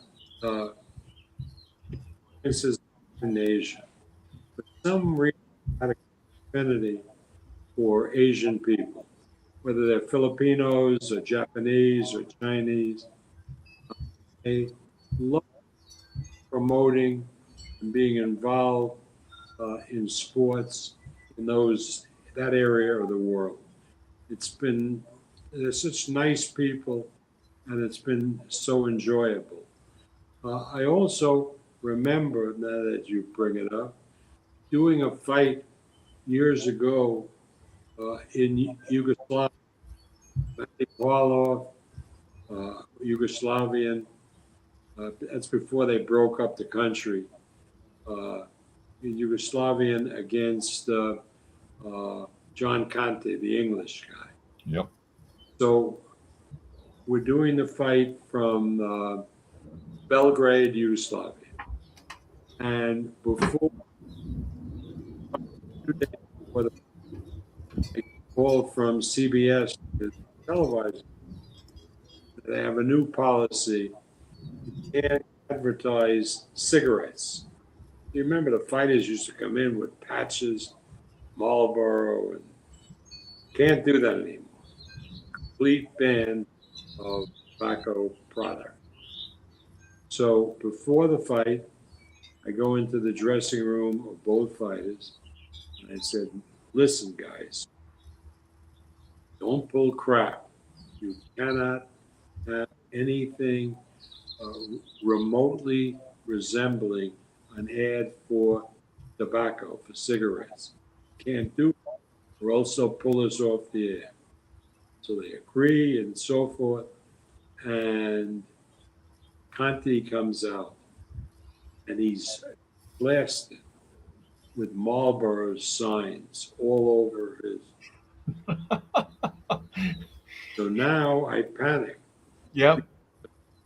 They can either cut me off the air or not pay me, whatever, and fights were expensive. So I got in the ring, and I start pulling the patches off. And the fight was in Red Star Stadium in Belgrade. At about 30 to 40,000 people, all cheering me because I'm confronting the enemy, Conte, and I'm ripping the patches off his trunks and everything, shoes. And so I do that. I get out of the ring, all cheers and so forth. The fight takes place, and it's a close fight, really close. Who knows who won? And the judges decide the fight for the local guy, Matty Paulo. And that night, later that night, midnight, the government in Yugoslavia is got a boat and is going to take everybody, both camps, top ranked people, on a midnight cruise down the Danube. And the word gets out that the Kandi people are going to take that opportunity to throw me overboard into the Danube. With a long rope and a millstone around your foot? That I don't know. Okay. And so the government assigns 2 speedboats to follow our boat. So when they throw me over, they'll pull me out. So they start serving liquor and so forth. And Contes, which are heavy drinkers, particularly the mother, get drunk as shit and they go to sleep, right? And so nobody bothers me. And now, about 7 in the morning, the boat comes back, and the Danube is completely blue. Because it becomes the blue Danube. It's amazing. And that was my experience in Yugoslavia. Great, great experience. And again, as a world traveler, you've been everywhere. Is there any place that you haven't been that you would like to go? Well, my wife always wanted to go to India, and I never went to India. Never went to India. I just never went. There was no boxing. I went to Kazakhstan. I enjoyed that. Nice people there. And I went to Moscow from Kazakhstan. And not for a fight, but just Moscow. I really enjoyed that city. Sure. Yeah, the pageantry, the history, the culture, obviously, is very unique unto itself. He's come out with a lot of great Russian fighters too. Zhirov, who was an undefeated guy from Russia, and a lot of great Russian fighters you promoted. Ajirov was Kazakhstan. Oh, is that where he was? Yeah. Russian heritage, Yeah. but a lot of Russians were sent before and after the war to Kazakhstan to make the country more Russian. But the Kazakhstan people are just great. I really enjoyed it. Well, Bob Case, I know there's a few things that you would want to ask of Bob Arum, and the ability to express our gratitude to what he's meant to boxing more specifically. I'm sure you have a few other things that you'd like to mention. No, I just want to mention what an honor it's been to have him on this show. And, you know what the great thing about these shows, you couldn't learn this in a 10-minute interview. But I've learned things. I thought I knew everything about Bob Arum, and there's things today I never, ever knew. And it was so interesting to me to hear about the impact of the Cheval Ali fight, how that furthered his career to make him who he is today. I mean, it's just an amazing thing. You know, everybody has a main thing in their life that might get them over a hump or do this. And to hear you say that about that fight was amazing for me to hear that. And I want to thank you for telling us that. If that fight goes down and doesn't happen, you would never have heard of me. That's great. Unbelievable. Absolutely amazing. Well, Bob, what I understand from a health perspective, is it a new knee or new hip? How are you doing, and what keeps you busy nowadays? It's a new knee. A new knee. 14 years ago, I had a knee replacement, right? And that worked out okay. And then when my left knee started paining me, they treated me with, they drained the knee, they put stuff in until they couldn't do it anymore. By that time, I had a bacterial infection, and there's young doctor who had surgeon who had been a pitcher at Yale University. Dr. Chris operated on the knee, and my recovery wasn't bad. I'm walking now, and it was something that had to be done. But when you're 94, and they want, I can't believe it. You look 30. You look 30 years younger, and you act 50. How about how great your mind is? I can't believe how you. It's like talking to it's amazing. You remember everything. Yeah, that's true. That's true. But that's something that's God given. That's something that you don't train for. But that's true. I do have a good memory, and I'm able to communicate. Oh, that's a gift from God. Yep. Would you do me a favor and give a shout out to some of the folks that throughout your career have been worthy of some recognition? Let's just say, Bob Case brought up Becky, your secretary, and some others. I mean, having a chance very early on in your career to work with Bobby Kennedy and being on the Warren Commission, and so many connections that you've had with your life. I'd like to hear a little bit more about some of the people that helped you get through some things and be the success that you are. Well, as far as the government people, I mean, my interaction with Bobby Kennedy was a high point. But more important was my relationship with my immediate boss, Bob Morgenthau, who was U.S. Attorney for the Southern District of New York, passed away recently at age 100. And he was an inspiration. So maybe I'll follow him and be able to reach that 100-year mark. Although I have a friend, Ray Park, whose 100th birthday was on St. Patrick's Day, and we celebrated his 100th this past St. Patrick's Day. So they say if you hit 100, you're probably going to live to 104, 105. So we'll see. But Morgenthau was a great influence. His chief assistant, who actually recruited me for the office, who I had done work with in the investment company industry, their tax counsel, Vince Broderick, who later became a federal judge, was tremendous influence on my career. And then when I got into boxing, I think the guy who most guided me most importantly,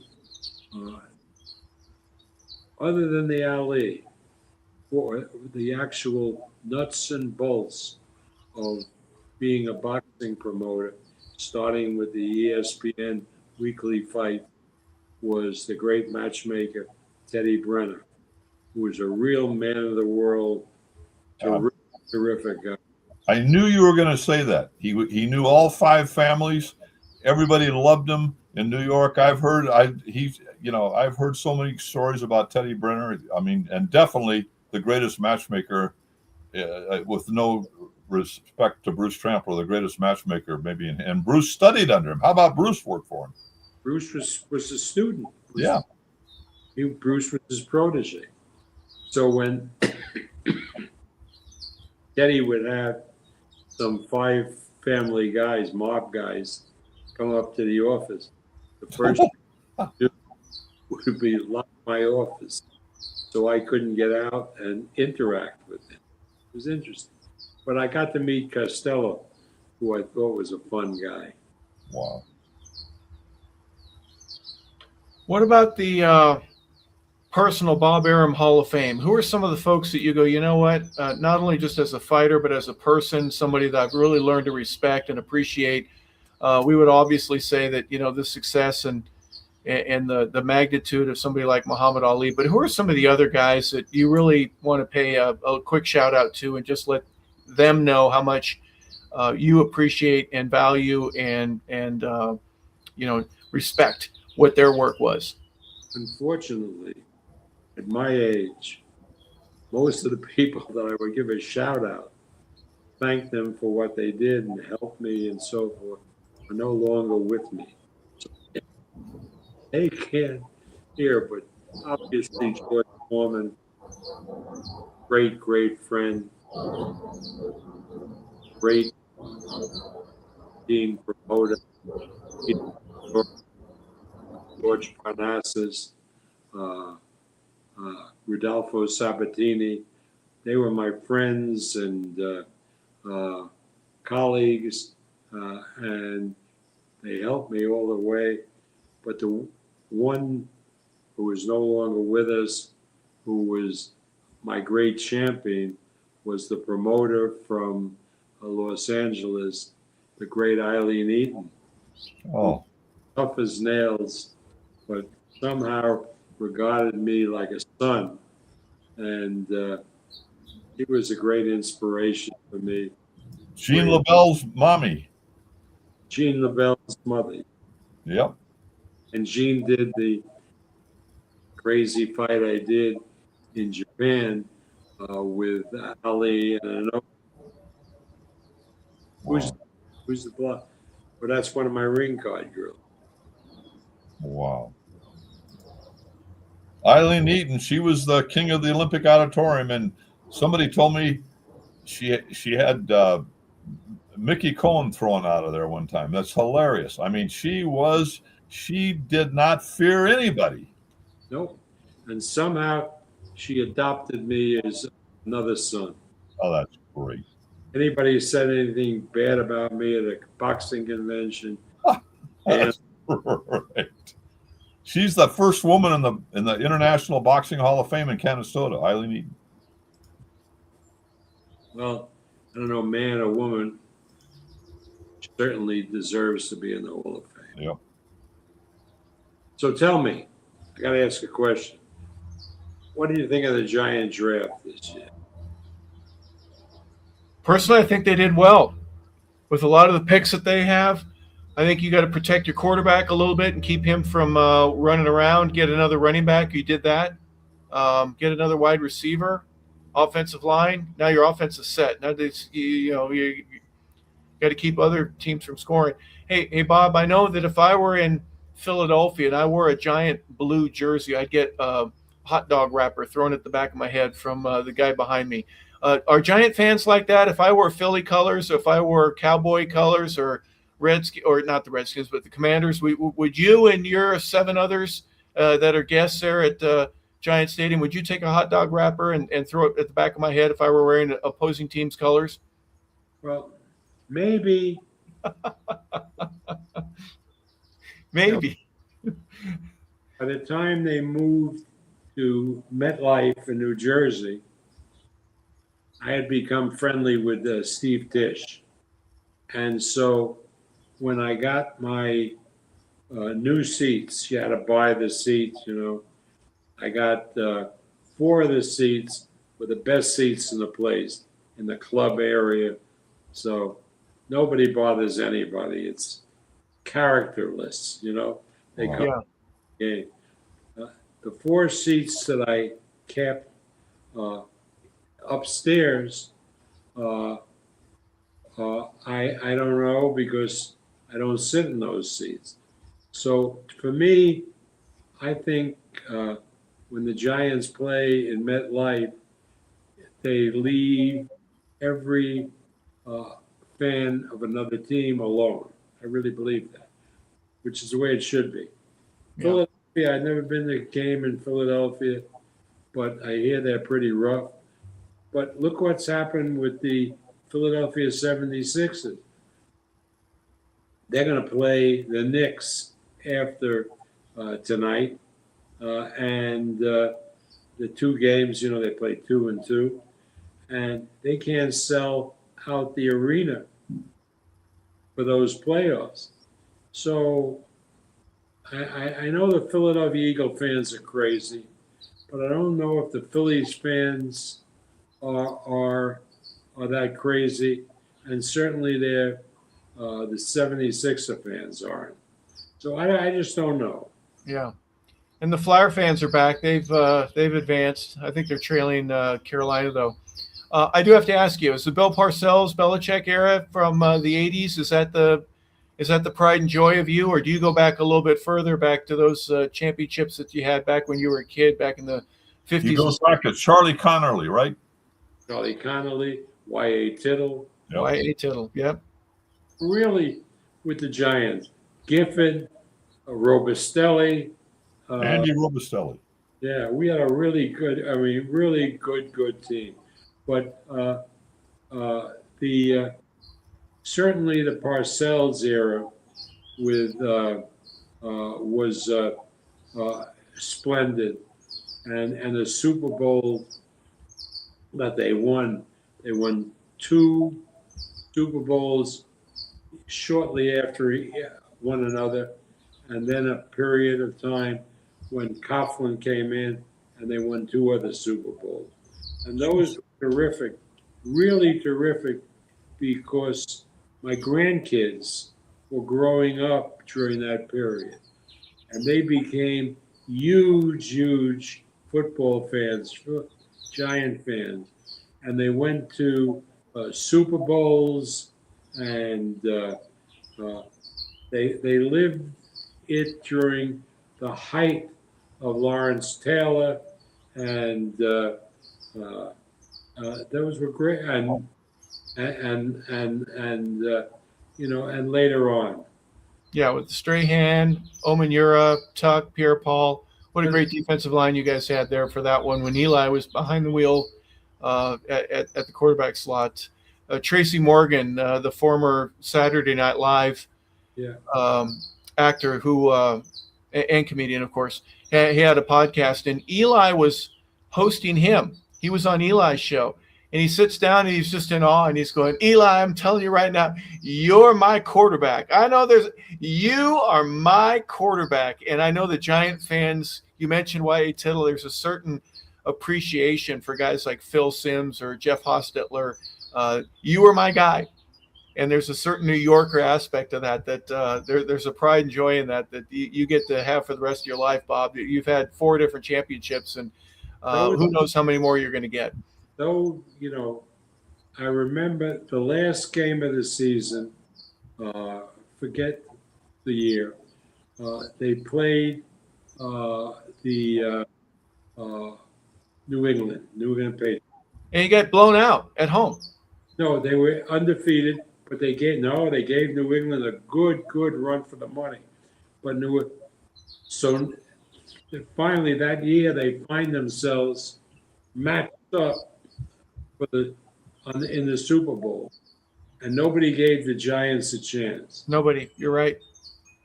And he throws those passes to Manningham, and it was unbelievable.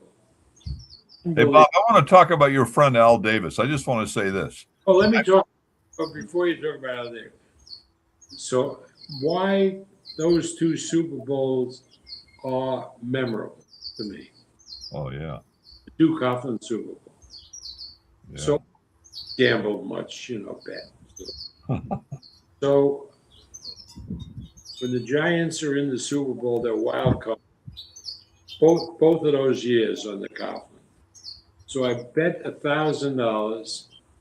On a money line, and I win, and I just took all the money and rolled it over, and then rolled it over again, and they win the NFC, and I bet all the money on the Super Bowl, and in each year I won on $1,000 bet over $50,000. Wow. There you go. That is great. There you go. You can buy another year's worth of season tickets with that, can't you, Bob? Yeah. That's what were you going to ask me, Bob? Oh no, I was just going to say, I knew you were very close to Al Davis, and I honestly believe, and I told this to Al when he was in El Segundo with the LA Raiders, and he said, Bobby, That means a lot to me. Thank you. Because he's the kind of guy you're afraid to approach. He always remind me of a wise guy, Al Davis. But he was the sweetest, nicest. I'm going to tell you this one story. Don McMahon was a dear friend of mine, the pitcher in baseball. He's from Brooklyn. He grew up with Al Davis. Okay. Al Davis gave him a scouting job. You talk about being loyal like you are to his people. He gave a lifetime scouting job for the Raiders to Don McMahon, a baseball player. Well, Don drove into Dodger Stadium with one night. This is an amazing story. In his Volvo in the parking lot and parked right next to me in 1987 in August. We walk in the park. He says, Bob, I got to quit eating this Italian food. They keep giving me Lasorda. I'm getting fat. He goes out and pitch batting practice before the gates open at 4 o'clock. I'm in the dugout. He dropped off the mound, went to the batter's circle, and died right in front of me.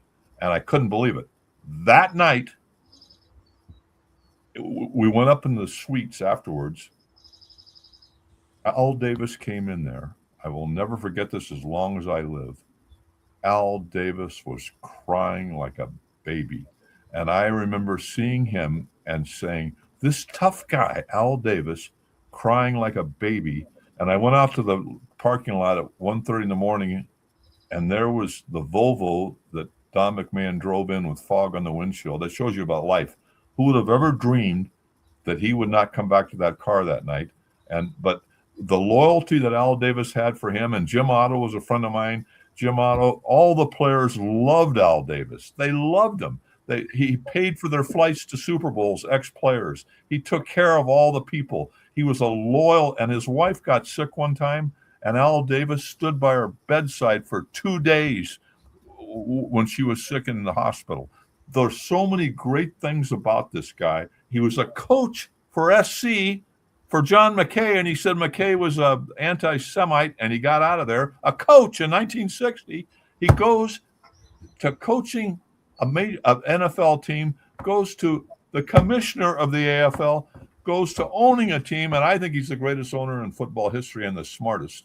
And to come from a coach at a college to become an owner of the Raiders, and I just have more respect and love for that guy, and I just wanted to tell you that story because it shows you the beauty in his heart. Well, as a Brooklyn guy, went to Erasmus. Yep. Friend of mine, was always a good friend, and introduced me to Jerry Jones and everybody, when they come to the big fights in Las Vegas. And after he died, I met Mark, who came to the town. Certain people in town helped with the Raiders coming to Las Vegas. There's always people who oppose using government money to help.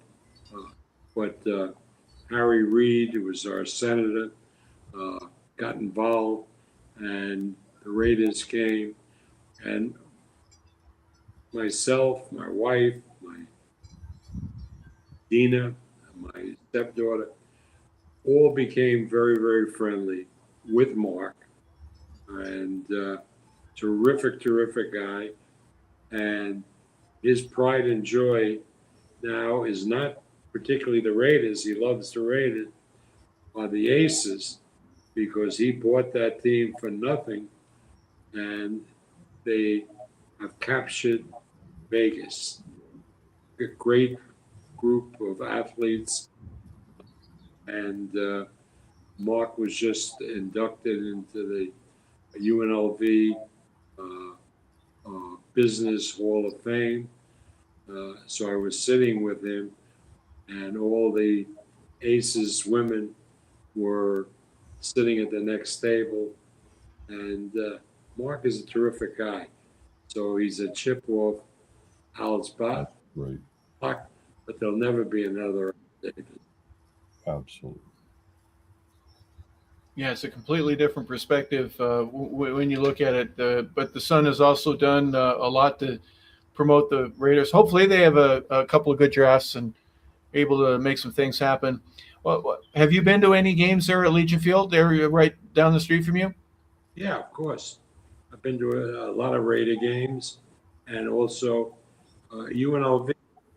has a really developed a really good football program, and they play some interesting games.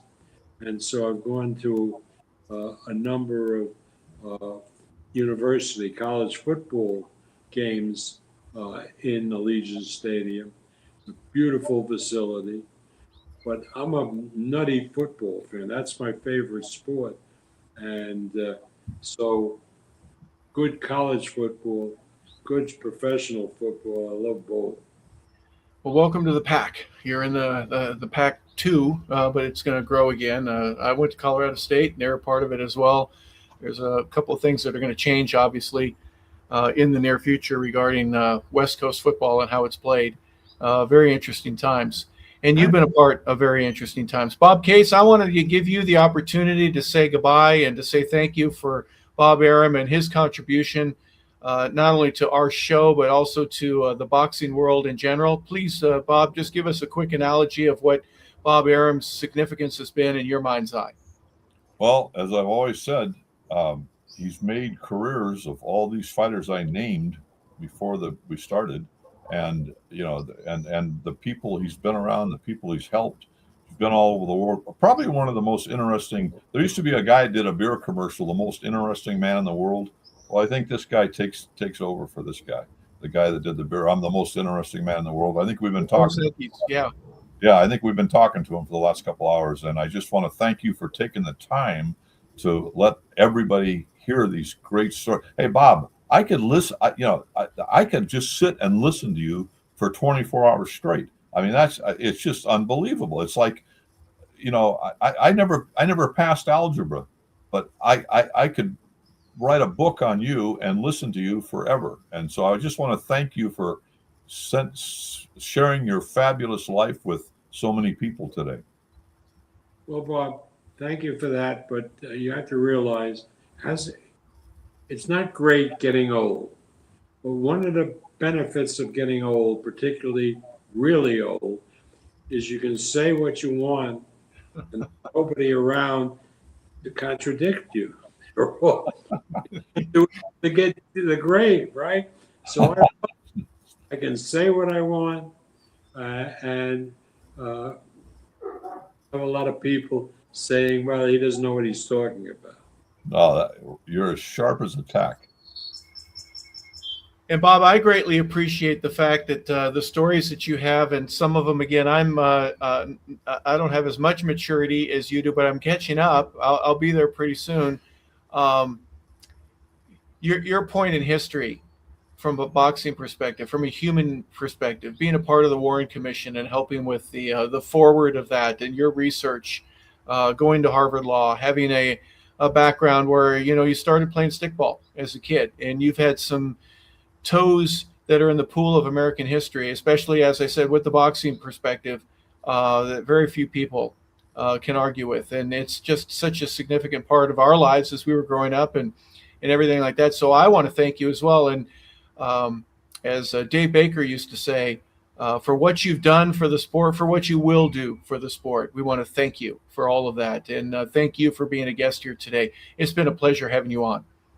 Well, Harper, it's been lovely being on. Nice talking to you. Someday I'll have a conversation with you as how you train to be a long snapper. Oh, hey, you know what they say? The NFL, not for long. He lasted 11 years, Bob. That's a pretty great specialty. Are they allowed to hit you after you snap the ball? Let's say most of my pain and injury come from after I snap the ball, not before. But that's for another show, another time. Bob, I want to thank you so much for being with us, and I want to thank our viewers. This has been a very special episode of the Sports Page. We've had one of the greats, and as Bob Case has said, a real GOAT, a greatest of all time, and Bob Arum being a part of our boxing show here today. We want to appreciate his time and want to thank you for being a part of it as well. I'm Harper LeBel for Bob Case. This has been the Sports Page. Our guest today and feature guest has been Bob Arum, boxing promoter, Hall of Famer, and a guy that really was an influencer so many different ways. If you like the show, please thank us or by subscribing, and we really appreciate you being with us. We want to say thank you for tuning in, everybody. We appreciate it, and have a